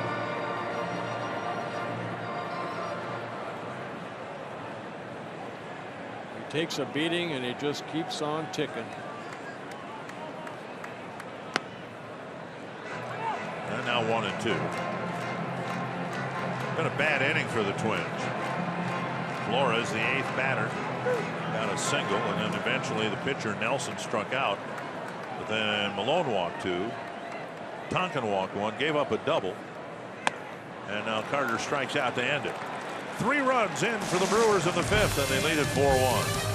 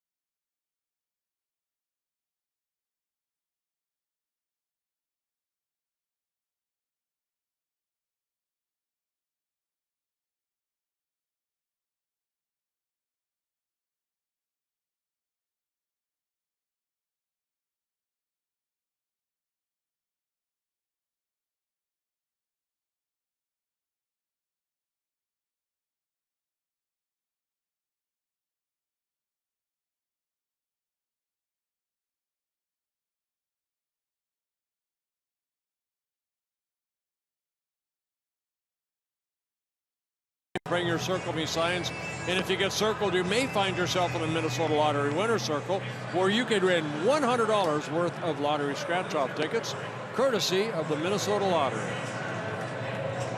Joe Mauer will lead off the 6th. Twins have some coming back to do. Kurt Suzuki ambulatory. Mauer walked and struck out in his first 2 plate appearances against Nelson. Twins behind for the first time.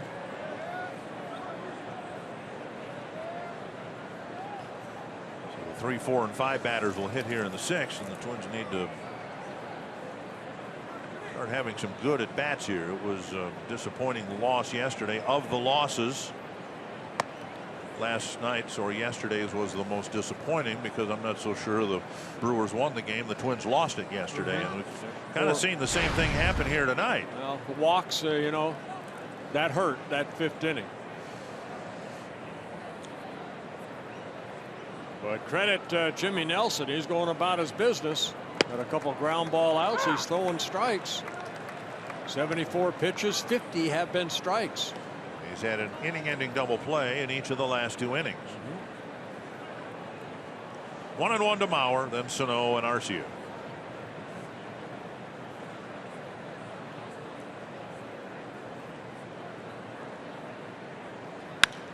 Lifted foul and out of play, 1-2.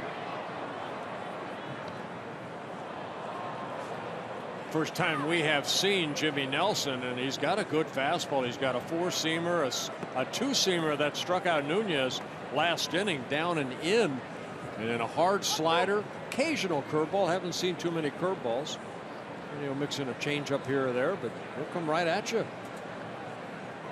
Especially now, one would think, with a 4-1 lead, right? Just don't walk anybody. With 2 out, with 1 out, with nobody out. It's off the handle of the bat a little bit up around the trademark and a fly to center. Pretty good fastball inside. One down on the 6th, and let's find out what's happening around the league with Marnie Gelder. I've got your news and notes for tonight, guys. Yesterday, Washington and Miami were scoreless in the 7th inning when the Nationals went nuts. Bryce Harper hit a grand slam. The Nats hit 4 homers in the inning, scoring 7 runs in a 7-0 win. In Cincinnati, the Reds were running. They stole 5 bases off Jorge De La Rosa, all in the 2nd inning. 4-3 win over the Rockies. Kansas City catcher Salvador Perez hit a 3-run homer and drove in a career-high 5 runs last night as the Royals beat the Tigers 8-6. Stick and Burn. Thank you very much. SANO with a little flare to the right side of the field. And he gets his 2nd single. He's hit 3 balls to the right side of second base. Yeah, again with that shift, Rivera was playing almost at the shortstop side. SANO got jammed right there and picks up his 2nd hit. Yeah, Bryce Harper, my goodness, is he hot. I mentioned the Twins didn't play well yesterday. They haven't had a good game yet here tonight. They better have their game together by the time they get to D.C. because the Nationals are really, really good. Yeah, they're off to a very good 10-3 start. 3-game lead already over the New York Mets. Garcia takes outside ball 1. There are 3 teams now with 10 or more wins. The Washington Nationals and the 2 Chicago teams. Chris Sale picked up another win for the White Sox this afternoon. Cubs are at 11-3. White Sox 10-5. Taken low 2-0.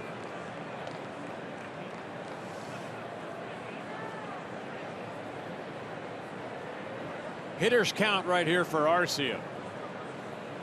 Nelson struck him out in the 3rd inning at bat by going high fastballs up the ladder. Yep, belt high, then a little bit higher, then a little bit higher. There. High fly to deep right field, down the line. Wow. Oswaldo Arcia, just fair, but about 80 feet over the right field fence. I said it was a hitter's count, and my goodness, he showed off his power. His 2nd home run of the year. And it's 4-3. Just like that, it's 4-3 ball game. 2-0 fastball. And Arcia, wow. Goodbye seats way up there. You say, I'll never get a ball up here. Look, that almost went into the 3rd deck. Did it hit off the facing of the 3rd deck? I believe it did. Wow. A 1-run ball game, and now here's Escobar. The Twins needed a jolt. Arcia provided it. And Escobar squares to bunt, takes a strike.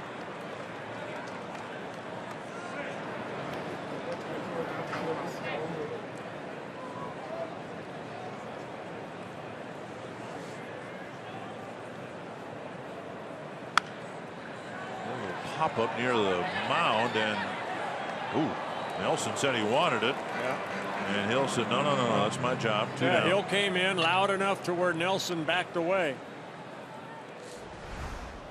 I don't know that Orlando Arcia will ever have the power that his older brother does, but at some point in this border battle, we might have the Arcia boys playing against each other. Yeah, he's at AAA right now, and they say you got a game-winning hit the other day. It's pretty good minor league numbers.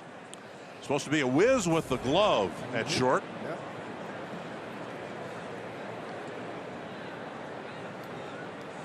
Here is Rosario, hit the game-tying home run yesterday, and he takes ball 1. Today, a couple of pop-ups to short.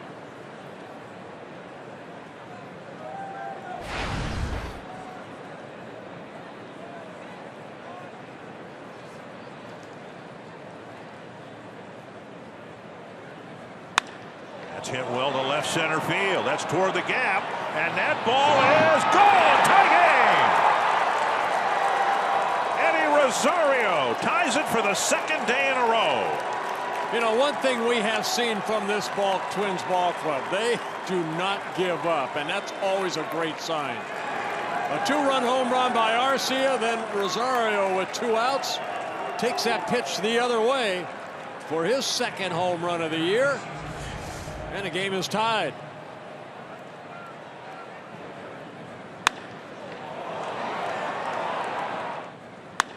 Braun going back, and right about there he realizes it. It's going into the bullpen of the Brewers. And not to beat a dead horse, but this rally was started with Miguel Sano just trying to push a base hit to right field and using the whole field, and then the long balls came, and one of those went to the opposite field. Here is Suzuki. Well, that is what Sano was trying to do. That was the end result. Right. Putting the ball in play and getting a 1-out single, and then a couple of guys go deep, and you got a tie game. 2 strikes to Suzuki. To be honest with you, if they didn't have the shift on, it probably would have been a fly ball to Rivera. Right. Rudy Hernandez right there talking to Arcia.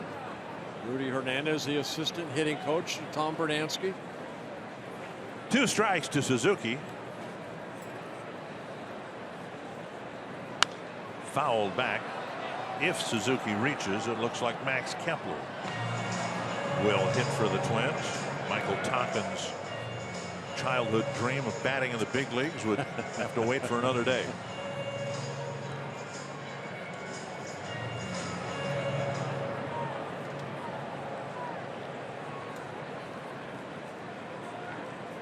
Two strikes to Suzuki.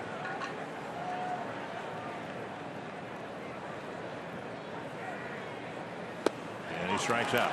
Nobody feels worse than Jimmy Nelson, but the Twins come back with 2 home runs and tie it at 4 apiece.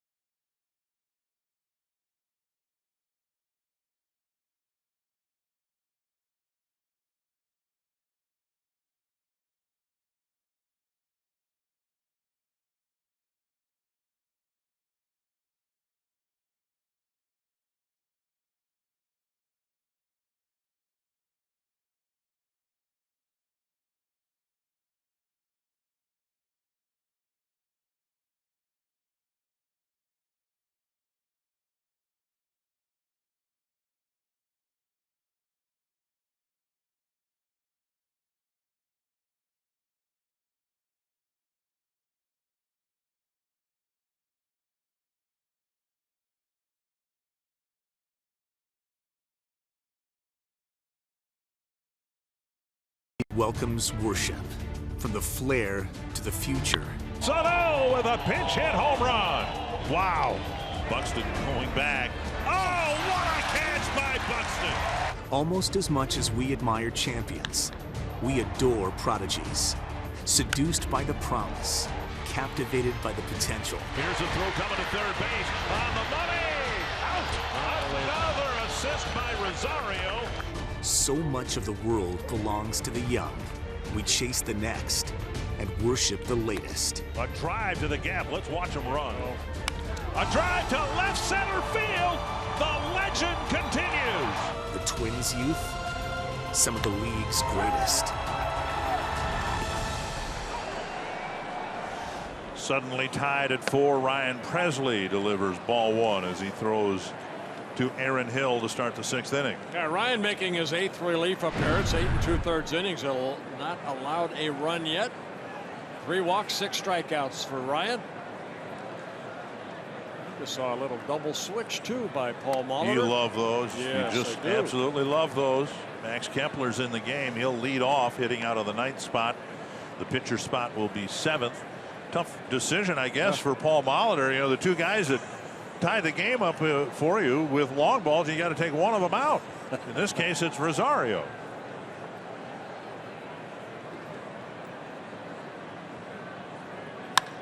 And the game is untied.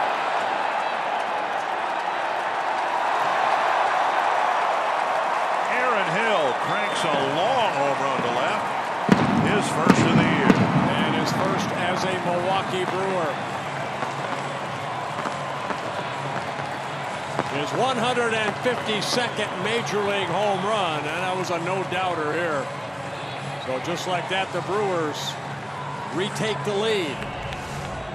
First run that Presley has allowed, that ball came running back in to Aaron Hill's swing. Saw Suzuki wanting it away, and it's away way up in the second deck.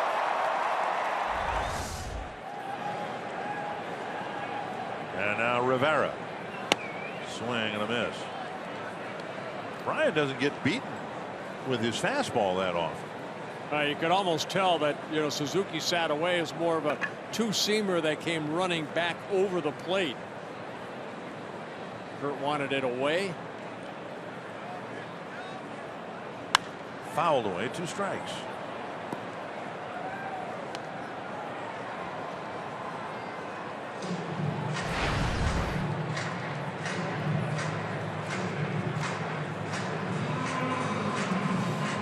Of course, with a very hard slider, good 12-6 type curveball. Like that. Yeah. And the strikeout. And Suzuki blocks it. Presley doesn't get beaten much at all in his major league career, about 140 innings worth. That was just the 9th home run allowed. One down, and that'll bring up Flores. See, even the best give them up.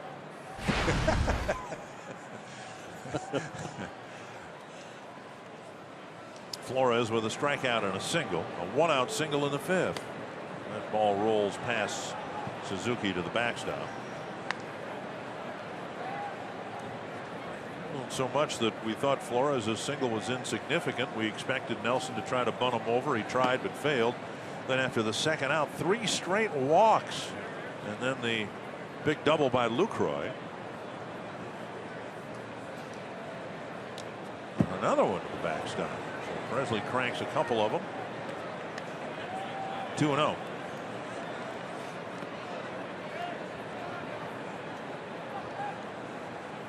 I guess with nobody on, you throw a ball underneath the glove of a catch. Doesn't matter. To let it go. It's got to get a new ball. Suzuki wouldn't want to get in front of that. Now 3-0 to the 8th place hitter.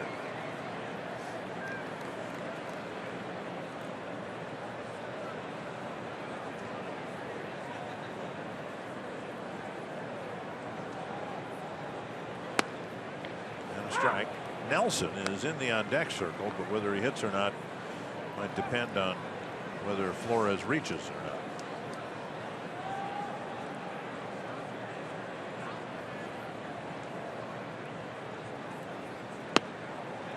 And a walk will put him aboard. Nelson might be asked to do a better job of bunting than he did in the 5th inning.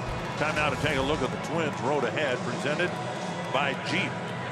And not only 5 games in National League parks, but really kind of peculiar scheduling.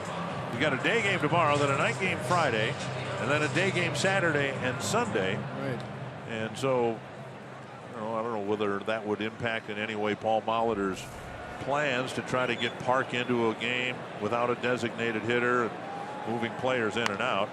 And there is a good bunt. Presley to Mauer, sacrificing Flores to second base, 2 away. Yeah, that's what Nelson tried to do last inning. But this time successful, his 3rd sacrifice of the year. Moves Flores to second base.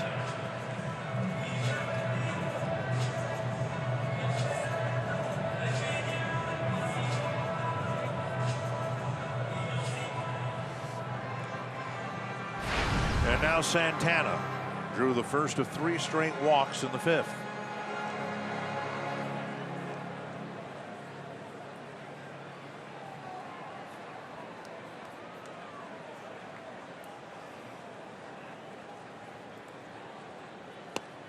Down and away, ball 1.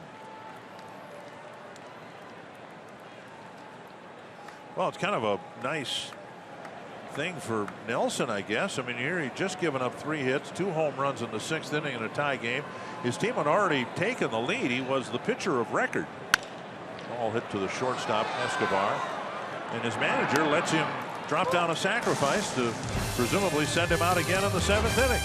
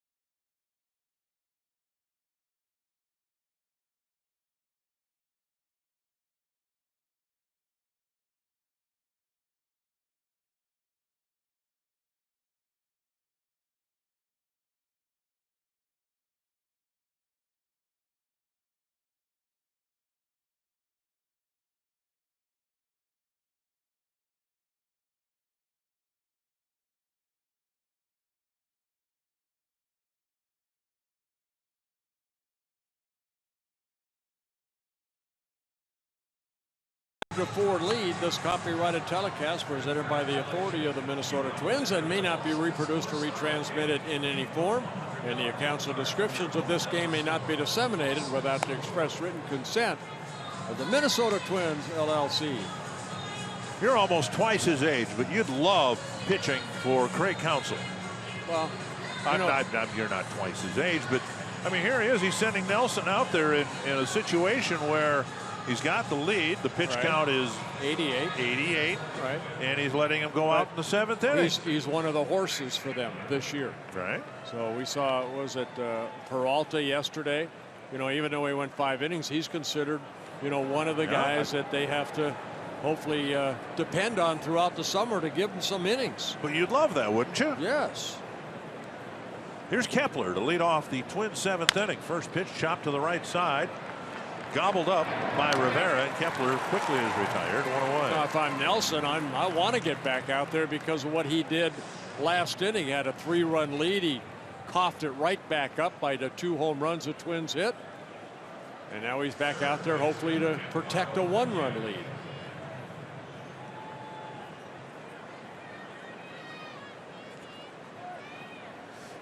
And now Nunez drove in a run with a single in the 2nd. With nobody on base, Carter can close up the hole on the right side of the infield a little bit. And now the second baseman Rivera has adjusted too. He's playing closer to where a second baseman would normally play. So it is true that if you are shifted and you beat the shift will change. And we've already seen that within this game here tonight. Fouled away, 2 strikes. Well, you go back to Nelson's pitch count, 42 pitches in the first 2 innings, and then, you know, he controlled his pitch count a lot better, and that's why he's out there with 91 in the 7th inning. He's doing a good job of attacking the strike zone. 64 of the 91 pitches have been strikes. 0-2. Nunez takes one down around the ankles. And you used the word attack, and it just looked like something Tommy Milone wasn't able to do tonight. he alternated balls and strikes, it seemed, from the 4th inning on. It's a 3rd start in a row for Tommy Milone. He put zeros on the board the first 3 innings, and then after that he ran into trouble. 1-2 to NUNEZ. Fly to left. Coming in is Braun. Sounded like he got it out on the end of the bat a little bit. 2 down. MLB.TV Premium, the #1 live streaming sports service, delivers everything you've come to expect and more. Watch every out-of-market game live in HD on over 400 supported devices. It includes a free subscription to @Bat Premium, the #1 app for live baseball. Visit MLB.TV for details. Of course, blackout and other restrictions apply. You know, defending Tommy Milone too, when's the last time he walked back-to-back batters? I mean, he came in averaging about 2 walks per 9 innings, you know, over his career. So it's kind of an infrequent thing that we saw happen with Milone. He just lost it. A frustrating start to the year for Dozier. Even in that pitch, he decides to take a pitch, and it's right where he looks for it, over the inside corner, and he took it for a strike. Now down the line, and it hops over the bag and past Carter. Now that's using the opposite field. A check swing roller over the bag. Now it never did, I don't think, hit the bag, but Carter ambled over and couldn't put a glove on it, and it's a 2-out double right over the bag. Well, they always say to get yourself going, you need like a little, you know, broken bat base hit, but a check swing right over the bag. You see Butch Davis telling Dozier, go to 2, that baby's fair. So a double for Brian Dozier, his 3rd double of the year. And see if Joe Mauer can knock him in. And if he does, it'll be against a different pitcher. Good effort by Jimmy Nelson. Although he gave up 4 runs over 6 innings, he leaves with the tying run at second and 2 down.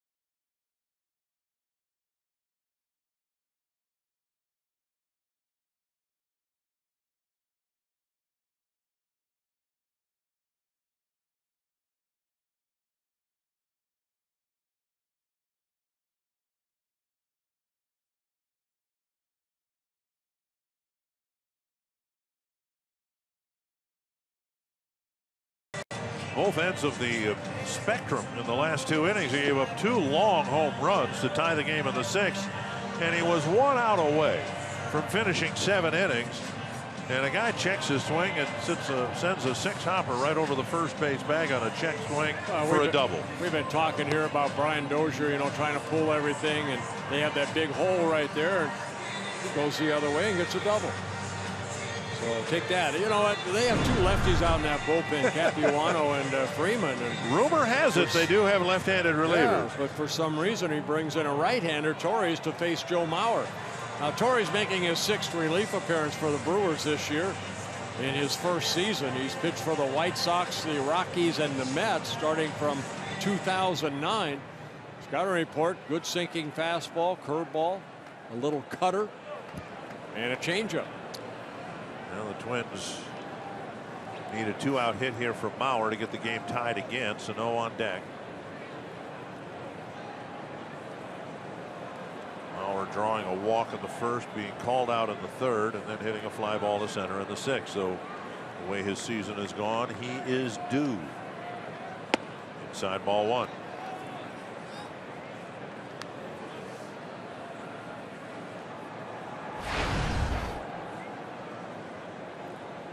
Bauer's only faced Torres 2 times. A ground out and a walk.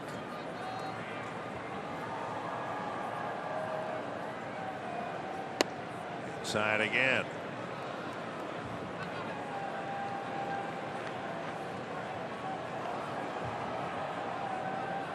Twins out hitting the Brewers 10-7, but trailing on the scoreboard 5-4. Active leaders, Joe Mauer second, with runners in scoring position.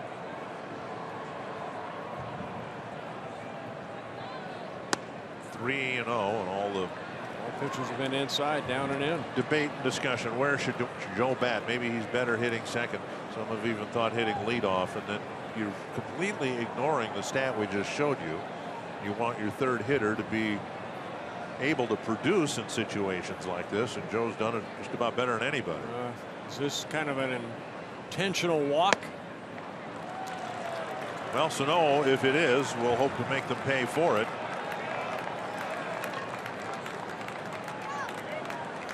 I don't think Torres wanted any part of Joe Mauer right there. He never came close to throwing him a strike. No, he did not. SANO with a couple of singles, both softly hit into short right center field. He also has hit a fly ball to right.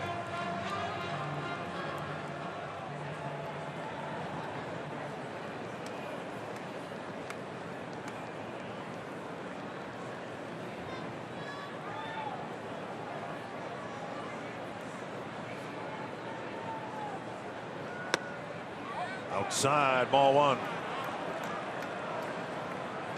Much of what the Twins have done offensively here tonight has come with the 2 outs in the inning.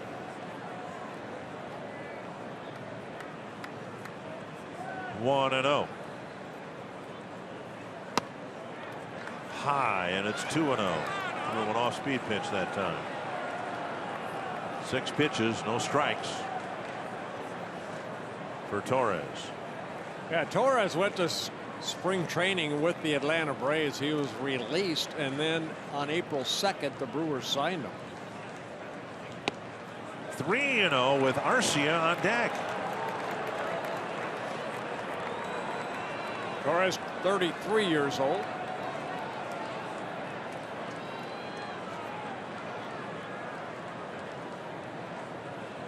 Give him the green light here. Yes. Yes, ball 4. 8 pitches. 2 walks. And they're loaded up for Arcia.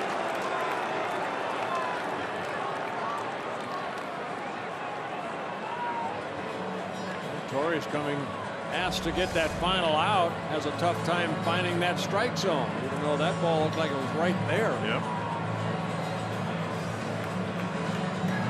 Fox Tracks presented by Carrier. Pitching coach Derek Johnson out to talk to Torres. Now Arcia in the past has been over-eager to be kind in situations like this. He just hit a 2-run home run in his last at bat, but what set that up was taking ball 1 and ball 2. Yeah, he had the count in his favor, 2-0, and got a fastball from Jimmy Nelson. And hit it off the facing of the triple deck here.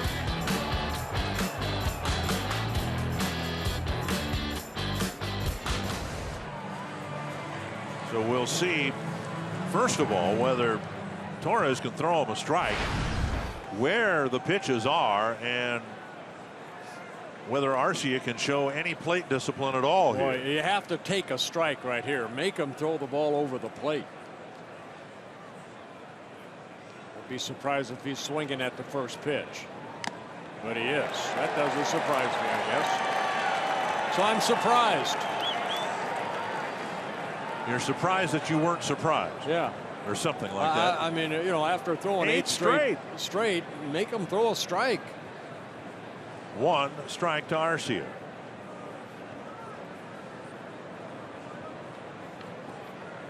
Dozier bluffs down the line. And now he takes strike 2. He took a strike, but it was the second one.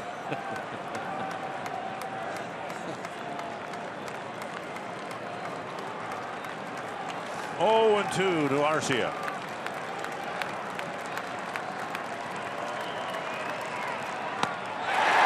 Went upstairs predictably, and on 3 pitches Arcia strikes out. The Twins leave the bases full.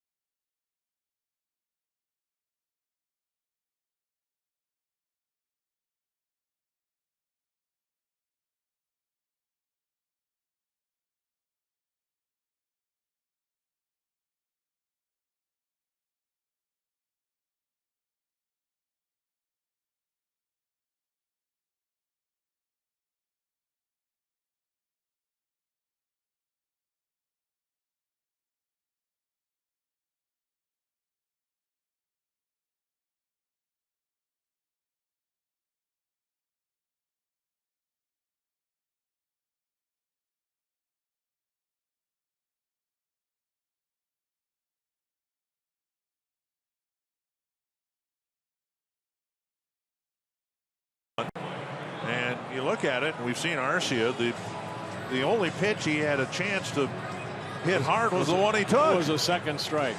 Again, you know, a guy comes in, Torres comes in, throws 8 straight balls, and you would think that he would know, take a pitch, let him throw a strike, but instead he swings at a high pitch and swings through it, and then he takes that one, and then he swings on another high fastball and strikes out. Bottom of the 7th now. And strike 1 taken by Jonathan Villar. Ryan Braun and Jonathan Lucroy will follow. Yeah, Ryan Presley out there for his 2nd inning of relief. Did give up a home run to Aaron Hill, his first batter he faced in the 6th. Fouled away, 2 strikes.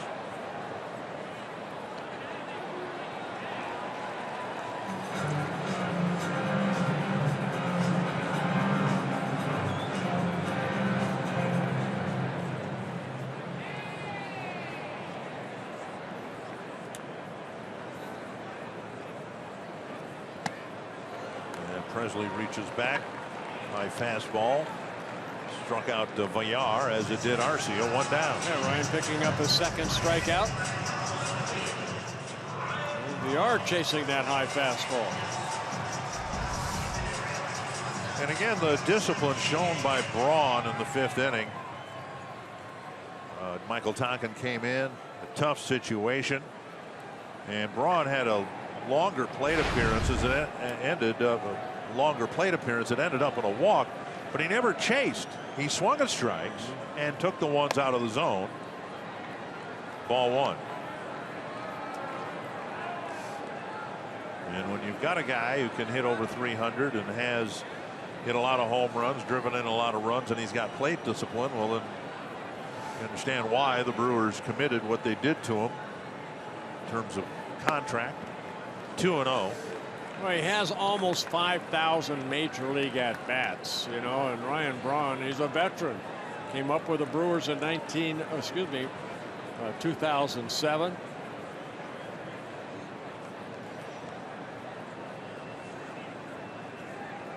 Fouled back. So the game isn't quick to him. It slows down. Yeah. I always say, you know, I mean, the young kids, they come in like Arcia, they want to be the hero. And, you know, with Braun, he's been through the battles. He knows I have to have patience. I have to look for my pitch. I have to have a good at-bat like he did in the 5th inning to draw the walk.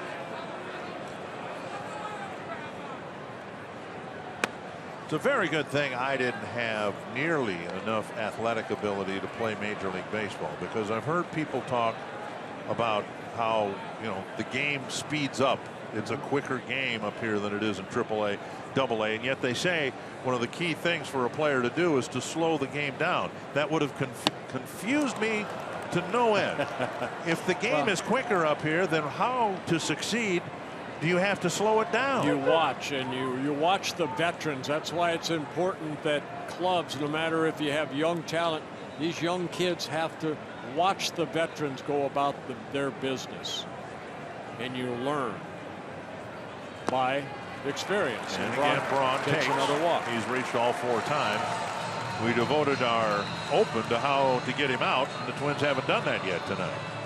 Twins fans join the Heart of 29, a year-long campaign to help support the American Heart Association. Purchase a special Carews Corner ticket package Fridays in April and May, and receive a Rod Carew Twins jersey. Fans can also join or pledge Rod's team at the Twin Cities Heart Walk. For more details, visit foxsportsnorth.com. Click on upcoming events on the Hot Topics bar. Here is Lucroy. Twins didn't walk a batter the first 2 times through the batting order. Now they've walked 4 men in the last 12 plate appearances. Malone walked 2. Tonkin walked 1. 5 actually. Flores walked. We had 1 out in the 6th. You know, Dick, I was lucky because I had Jim Perry, Jim Cott, you know, Ron Peranowski, Stan Williams to watch veterans. And as far as the young players, I think I'd have Danny Thompson or Eric Soderholm or Steve Bry, Steve Braun. They had Rod Carew, they had Tony Oliva, they had Harmon Killebrew to kind of, you know, look at them as mentors, to teach them how to conduct themselves on and off the field. And earlier we talked about the Brewers admittedly going through a rebuilding phase, and the construction of their 25-man roster and the existence of the Aaron Hills and Kurt Neuenhuis, guys like that who've been around, played in other organizations, and I think that's the intent here. Brewers have Braun, they have Lucroy, but you know, if you have some other guys, Aaron Hill's been around forever, and he knows how to get himself prepared for a game and how to slow it down and all the things we just talked about. And yet, you know, in Twins history, they've had better success, some painful moments to be sure, just throwing a bunch of young guys out there and letting them play. It worked. Like they did in '82. Right, and again at the turn of the century with Jock Jones and Koski and Pierzynski and all those guys. And a guy named Torrey Hunter. Yeah, they were all kind of thrown out there. And so we've got Buxton and we've got Sano and Rosario, the old timer in that new outfield of all of 24 years old. The ball drilled to left. Runner was off with the pitch. And now the ball rolls right by Arcia to the wall.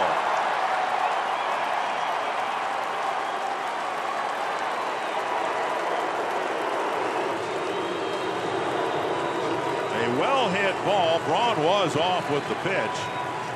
But again, if Arcia fields the ball, Braun with 1 out is probably going to stop at third, and he simply overran the ball. Yeah, you know what? You can hit a 2-run home run, but you can also give them right back if you can't play good defense. And that ball, maybe he took his eye off it, bounced over his glove.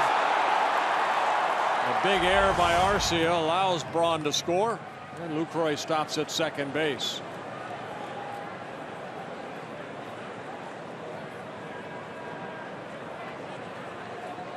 Up high, ball 1.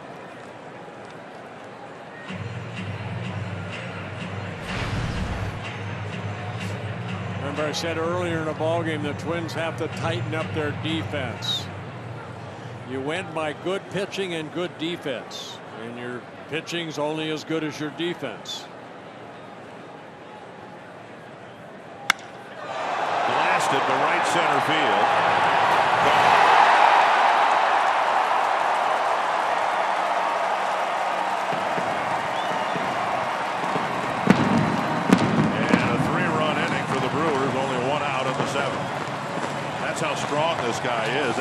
Ball didn't look like it got more than 25 feet in the air, and he still cleared the wall in right center. Second home run that Presley's allowed, and Chris Carter having quite an afternoon. A RBI double in the fourth, and then now a 2-run home run, his 4th of the year. And Ryan Presley will come out of the ball game having pitched through the Brewer lineup once.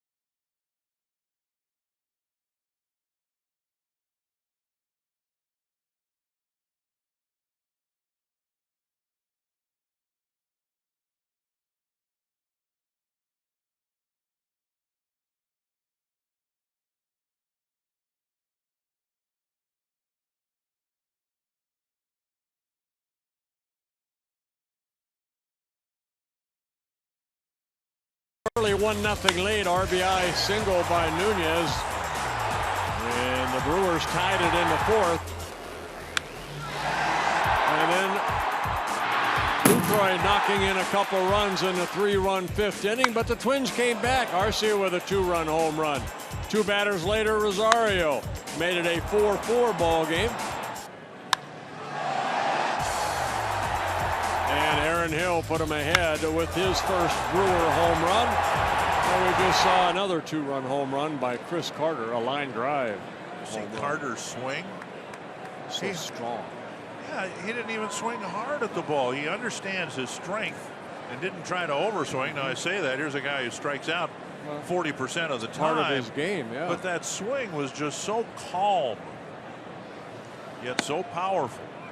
Well, Casey Fiend coming in. Try to get the second out of this inning, and the third, making his 6th relief appearance.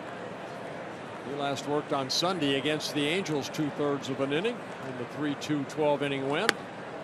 Off the plate, 2-1.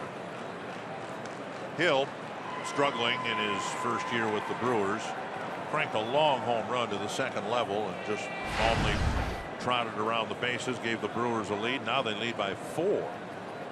Even though the Twins have out hit them 10-9. Check swing, called strike.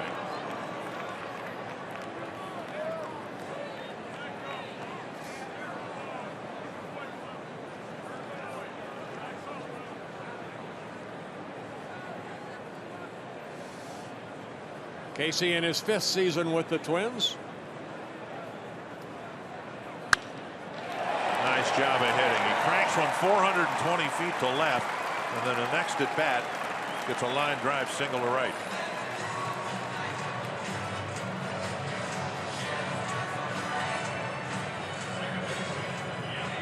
Still only 1 out.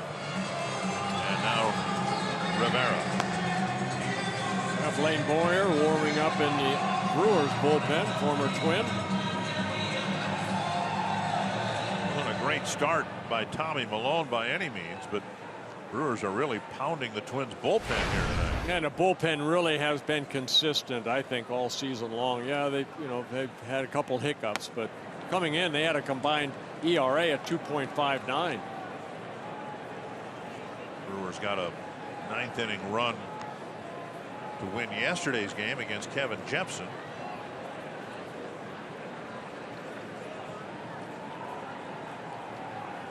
Inside.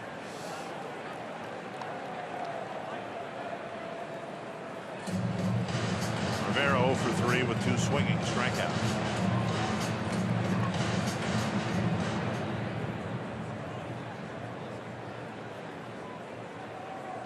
If you've seen some things tonight that you don't like in terms of what the Twins have done on the field, you can imagine how Paul Molitor feels about it. He is such a student of the game as far as Paul Molitor and what he expects from his players. And you're going to have days like this. You're going to have games like this, 162 game schedule. You'd like them all to be perfect. What a jump. Wow. Absolutely no chance to get Hill. I'm not sure that Casey Fiend didn't even balk. He just came down. And I'm surprised that Kurt Suzuki's throw almost got him. Hill had a great jump, steals his second base for the Brewers. 2-2. Gets in the scoring position.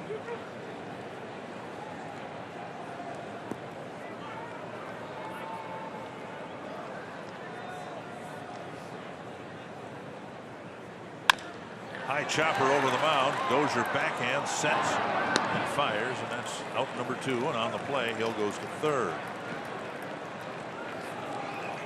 We'll bring up Ramon Flores. Target Field suites are available for single game rental for groups of 16 to 150 plus. You can enjoy a climate-controlled experience and a fantastic view of the Twins game with food and beverage included. Learn more at twinsbaseball.com/groups or call 800-33-TWINS. Schedule your suite at Target Field. Brewers with a 3-run 5th, now a 3-run 7th. A runner at third, 2 down, and the pitch up high, ball 1.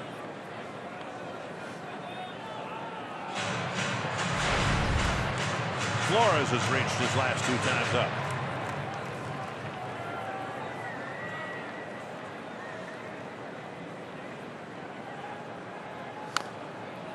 One and one.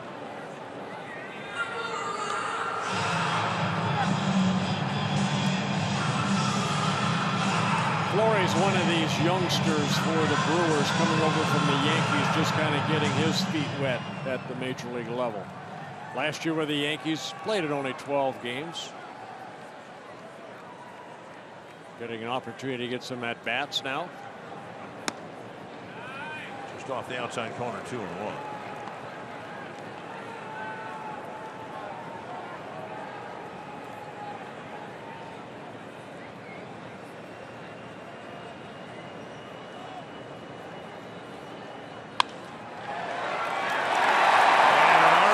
Single for Flores, and it's a 4-run inning.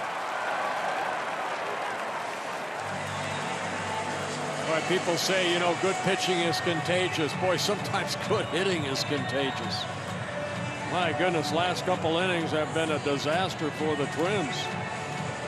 Flores picking up an RBI single, his second single of the ballgame, picking up his second RBI of the season. Scooter Jeanette's going to hit in the pitcher's spot.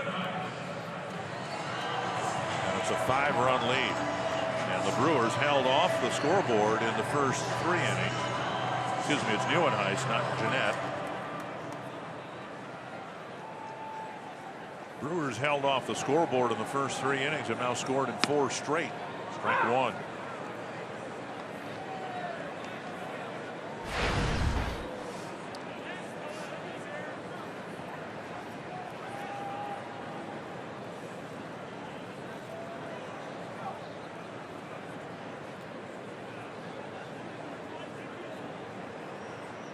Step off and a look over. And Fiend was on the mound when Hill got a huge jump at first base, and now Casey trying to keep that from happening again here in the 7th. It's a 5-run lead.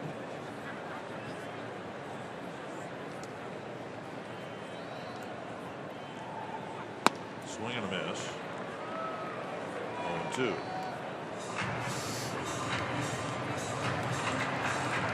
Nieuwenhuis, 28 years old, in his first season with the Brewers. He played for the Mets and the Angels. Selected off waivers by the Brewers from the Mets in December.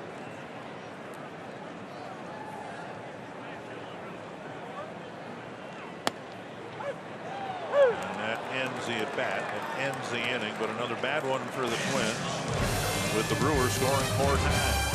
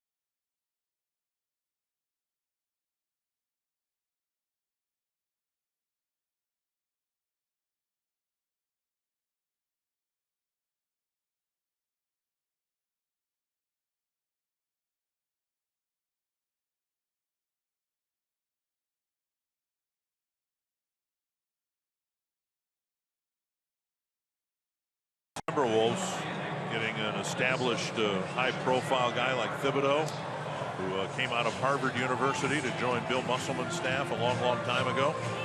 I would wish him nothing but the best. It was a one-run game, but now the Brewers have added 4 more in the 7th. And the leadoff man, Eduardo Escobar, will face his former teammate Blaine Boyer. Boyer making his 6th relief appearance. First pitch strike. His second outing against the Twins. He faced the Twins in that rain-shortened 7-4 win. He pitched 2/3 of an inning, gave it 3 hits and a couple runs to the Twins. Polanco on deck. He'll hit behind Escobar in the pitcher spot. 2 strikes to Escobar. Yeah, I guess given what's happened the last 2 games, maybe it's a good thing that we didn't resume play the way the Brewers have battered the Twins bullpen. They got a 7-4 win in 6. And since then have really teed off on the Twins relievers. 1-2. Escobar a single in 3 trips.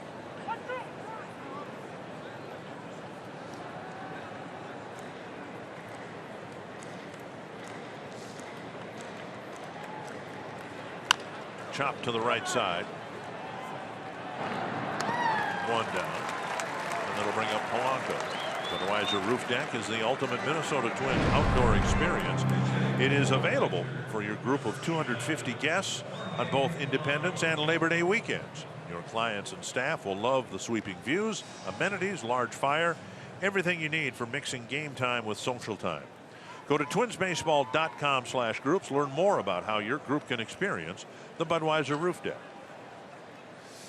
Well, Polanco making his first plate appearance since being called up. Trevor Plouffe was put on a disabled list. And he takes strike 1. 3rd season for Polanco being with the Twins. In 2014 he played in 5 games, got a couple hits in 6 at-bats. And then last year he played in 4 ball games, 3 hits and 10 at-bats. Strike 2. 2 years ago the Twins called him up from Class A ball because they had some injuries, and he jumped into the lineup, got a double and a triple and 6 at-bats, and then hit 300, 3 hits and 10 at-bats last year. Very high ceiling. The Twins aren't sure yet where on the diamond he'll play, but they think he'll be a hitter up here. Polanco, only 22 years old, from the Dominican Republic. Signed with the Twins in 2009. A switch hitter.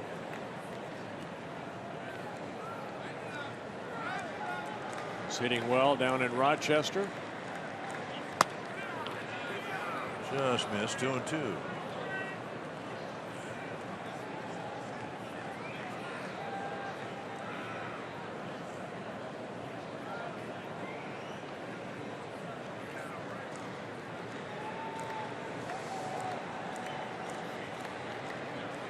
Popped up near second base. Boyer took something off that pitch. VR with the catch. 2 down. That'll bring up Suzuki. Day game tomorrow. 12:40 start. We'll be televising. Pretty good bet. John Ryan Murphy will be behind the plate. Suzuki's taken 2 foul tips tonight that almost certainly will, whether he wants to or not, force him to take a day off tomorrow. One north of the equator, the other one south of the equator. Yeah. Suzuki a double in the second inning, then he hit it to a double play and then struck out in the 6th. Squirted, and Carter's able to make the catch on the dirt of the infield. 3 up, 3 down for Boyer.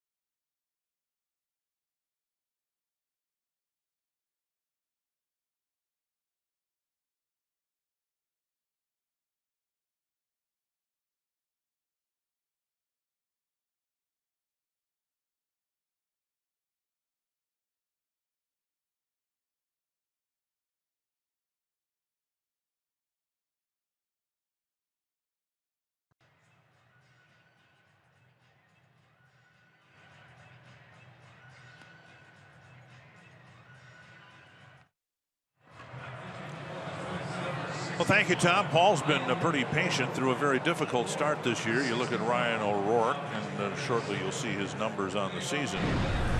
And I don't know that Paul's going to address anything publicly, but I'd be surprised if privately within the clubhouse he doesn't address some of the things he's seen here tonight.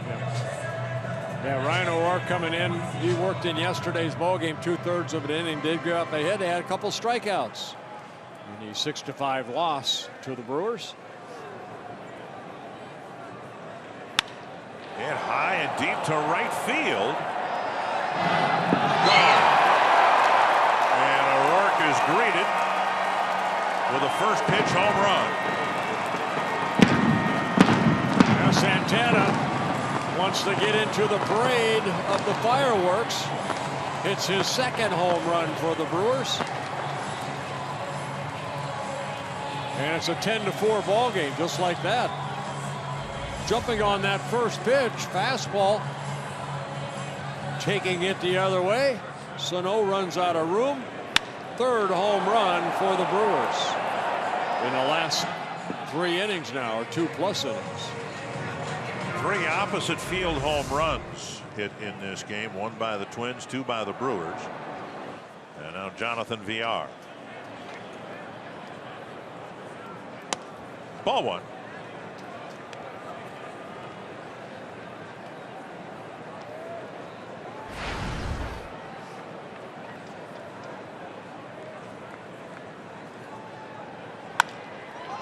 Up the middle, and that'll bleed through for a hit. Oh, I don't know that Tommy Milone pitched particularly well, but he pitched okay into the 5th inning when he kind of ran out of gas or couldn't throw strikes. But since then, the Brewers have just been teeing off on everything. Yeah, Ryan Presley, who's really very stingy as far as giving up runs, or the long ball, gave up 2 home runs. Casey Thiem, 1 inning, got the final couple outs. Excuse me, 2/3 of an inning, gave up a run. Now O'Rourke. Braun, the batter. Fastball inside.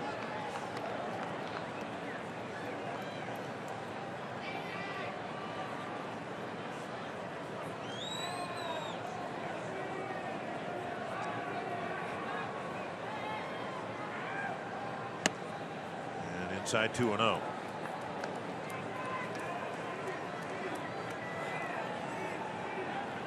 Tied the game with 3 runs in the top of the 6th inning. Since then, the Brewers have scored 6 unanswered runs. And now 3-0.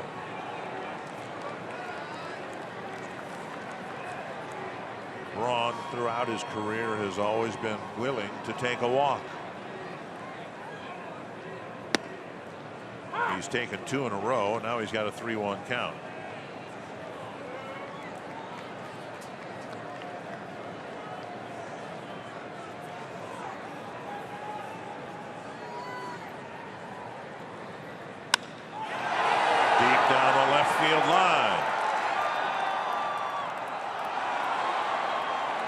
Fair ball catch by Arcia.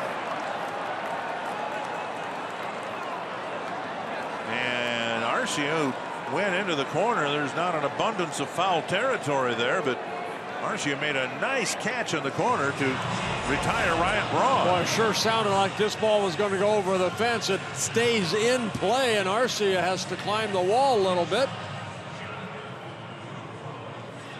O'Rourke wondering, will that ball stay fair? Arcia saying, wow, nice catch.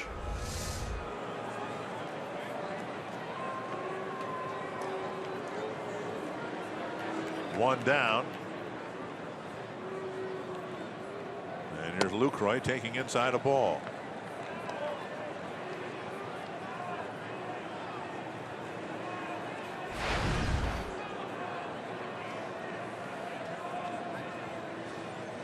Lucroy got the big 2-run double in the 5th inning with the bases loaded after 3 straight walks. Strike called. 1-1.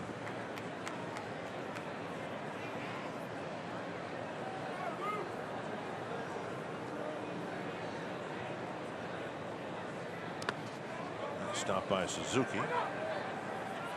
2-1.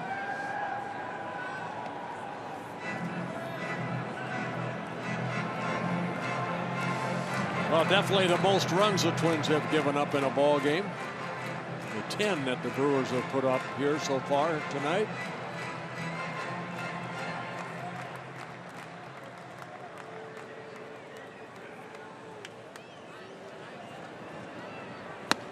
And a strike on the outside corner.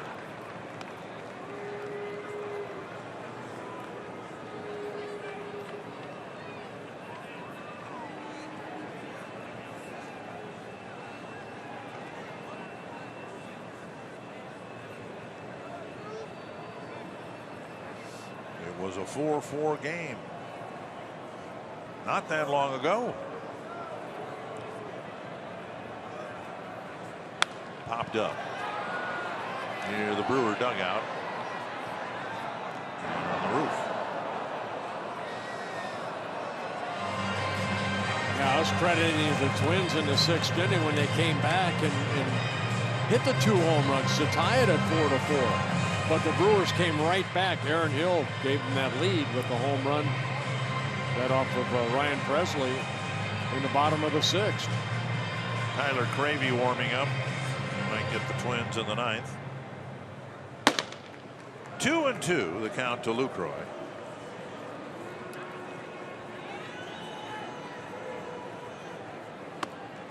And a full count. We've had too many of those tonight for the staff. Tommy Milone faced 20 batters. He had 9 3-2 counts. Kind of set the stage.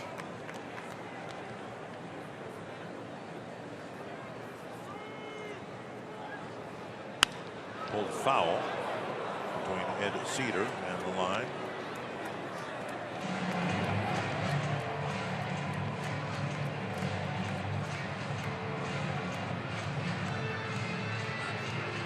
O'Rourke struggling here in the 8th inning. Every Twins reliever has struggled. And now the Brewers have out-hit the Twins 13-10.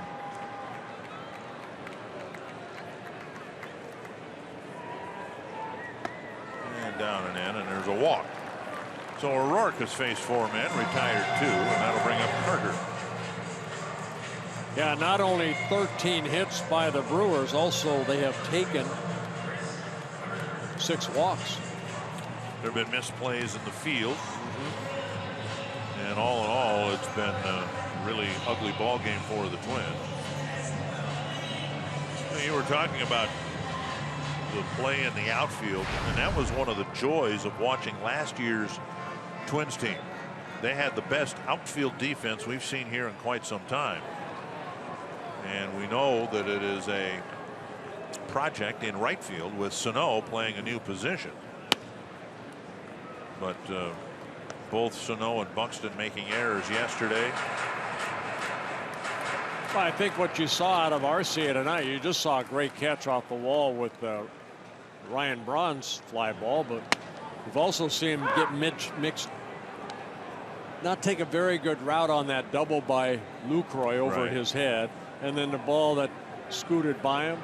And then earlier in the ball game, he knocked down a ball that he probably should have caught in his glove. And that little extra step allowed Braun to score. And maybe with Eddie Rosario swinging it a little bit, home runs in back-to-back games, maybe we'll see Rosario back out there, but he wasn't hitting. And the Twins are struggling scoring runs, so he had to sit for a while. And Arcia has been swinging a good bat. 2-2. Last year, Rosario was great in left. Hicks and Buxton, when he played, were very good defensively out in center field. And then, of course, Torrey Hunter in right. On the ground, a bouncer to Escobar, who will run to the bag and get a double play. Nice play by Escobar. The Brewers had one more in the 8th.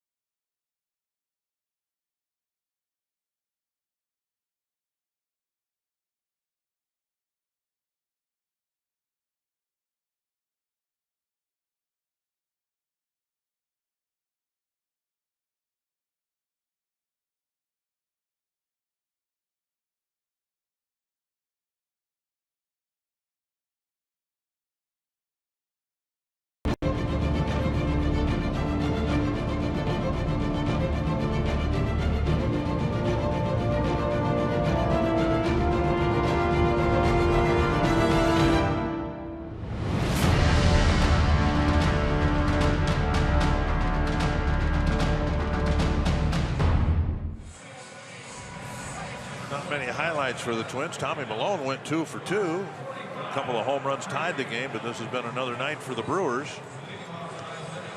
as they lead it going to the 9th inning. Tyler Cravey will come out of the Brewer pen trying to get the last 3 outs. Yeah, Cravey, he did face one batter on Monday in that 6th inning rain delay game that the Twins ended up winning. He came in the 6th inning and struck out Arcia. So making his 5th relief appearance. Cravey in his 2nd season with the Brewers. Max Kepler bounced to second on the first pitch he saw in his first plate appearance in the 7th inning. He'll hit leading off the 9th. Strike on the outside corner. Kepler hadn't played much, hasn't had many at bats. Just 6 at bats so far. He's been used as a defensive replacement. This is his 6th game played, and now 1-1. Twins needed Kepler up here when Santana went on the disabled list. Danny Santana. And at the time, hoping that he would provide a bit of a spark, because remember, the Twins were scoring about a run and a half every game back when he was called up. 2-1. Sharply hit into the right field corner, and Kepler, who can run, will get his first big league extra base hit. Good moment for Kepler, getting his first hit of the year as he whistles one into the corner. He hit that ball very hard. Chris Carter dove for it, already was by him. So Kepler, who got a hit last year, his first major league hit, 1 for 7, is now has an extra base hit, as you mentioned, Dick, a double.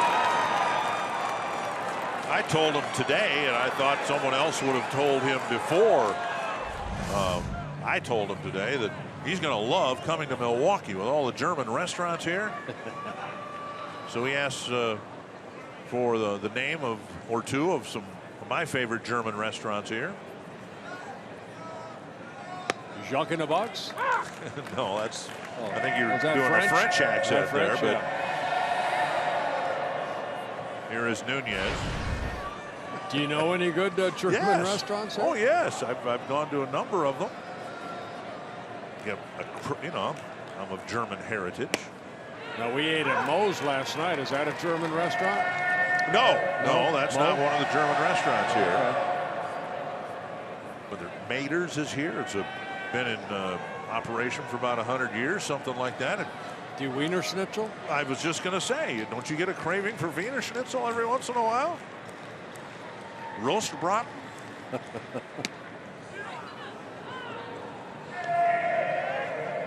After all the no comments I've had to drop on you, you're not going to give me a no comment after that? No comment. Okay, all right. 1-2 to Nunez.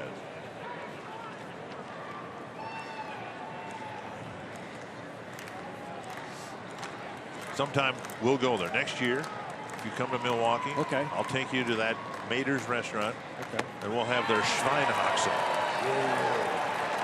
Oh, strikeout right there of Nunez. Good slider down and away. Gravy going to that straight over the top breaking ball. Nunez swinging through it. And now Dozier will bat.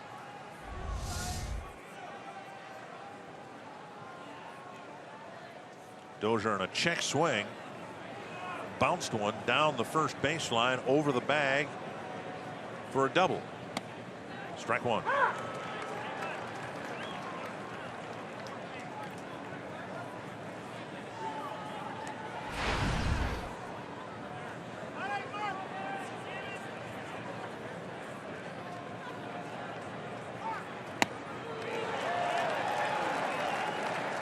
And another pitch down and away and a swing and a miss. Yeah, good slider again by Cravey.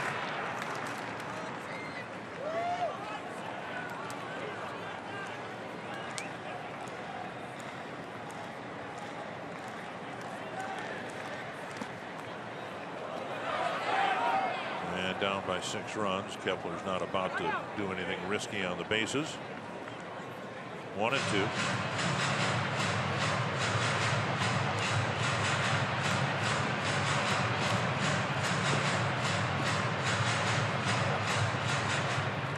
Kepler at second with a leadoff double.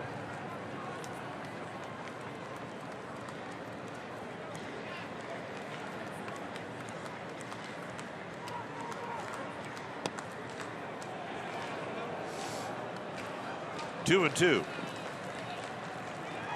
Lucroy setting up inside, and the pitch nearly hit the outside corner. Cravey last year, they had him in the starting rotation for a while. Made 7 starts, 14 appearances. He went 0-8 last year. Here's a blast to right center field. This one deep to the gap and caught on the warning track by Santana. Dozier hit it a long way to the opposite field, and maybe within that is some encouragement. Taking a pitch away and going with the pitch for out number 2. Time now for What's Next, brought to you by CenturyLink. Game time 12:40 tomorrow. Ricky Nolasco's been pretty good. Yep. Taylor Youngman has not. Well, what the Twins need is what Nolasco has given them the first 2 starts. Get deep into the ball game. This bullpen, you know, here it is. What, 15 games in? They've been used a lot already. Mauer's walked twice, 0 for 2.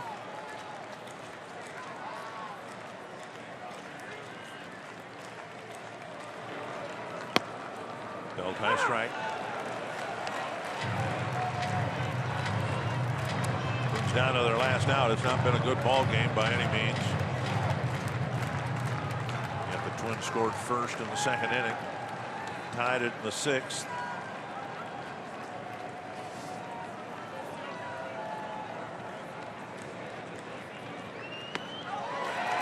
Oh, and 2.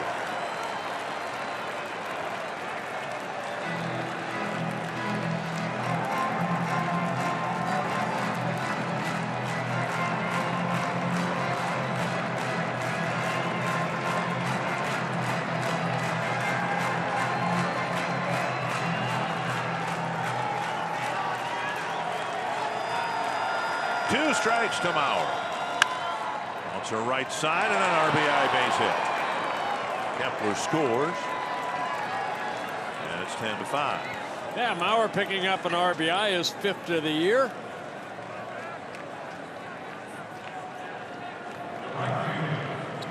And Sano will bat, having reached 3 times.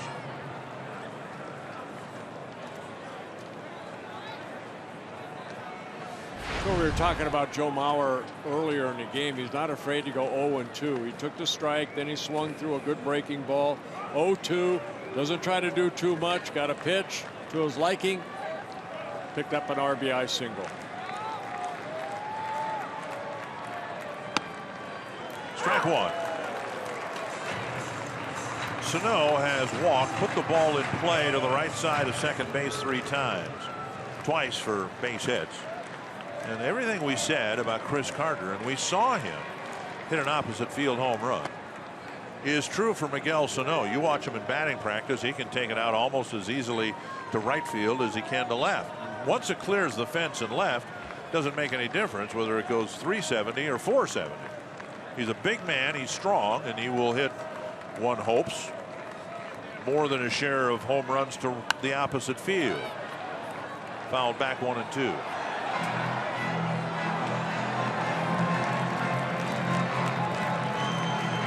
Again, you're talking about a guy that's only 22 years old. Yep. Got such a great future ahead of him if he stays healthy. Every at-bat is an experience, a new learning experience. Half swing, strike 3, and the game is over. Twins add 1, but it really doesn't matter. A 10-5 ball game. And the Brewers now have not only stopped the Twins' winning streak at 4 games, but Tom Hanneman, they've started a winning streak of their own against the Twins.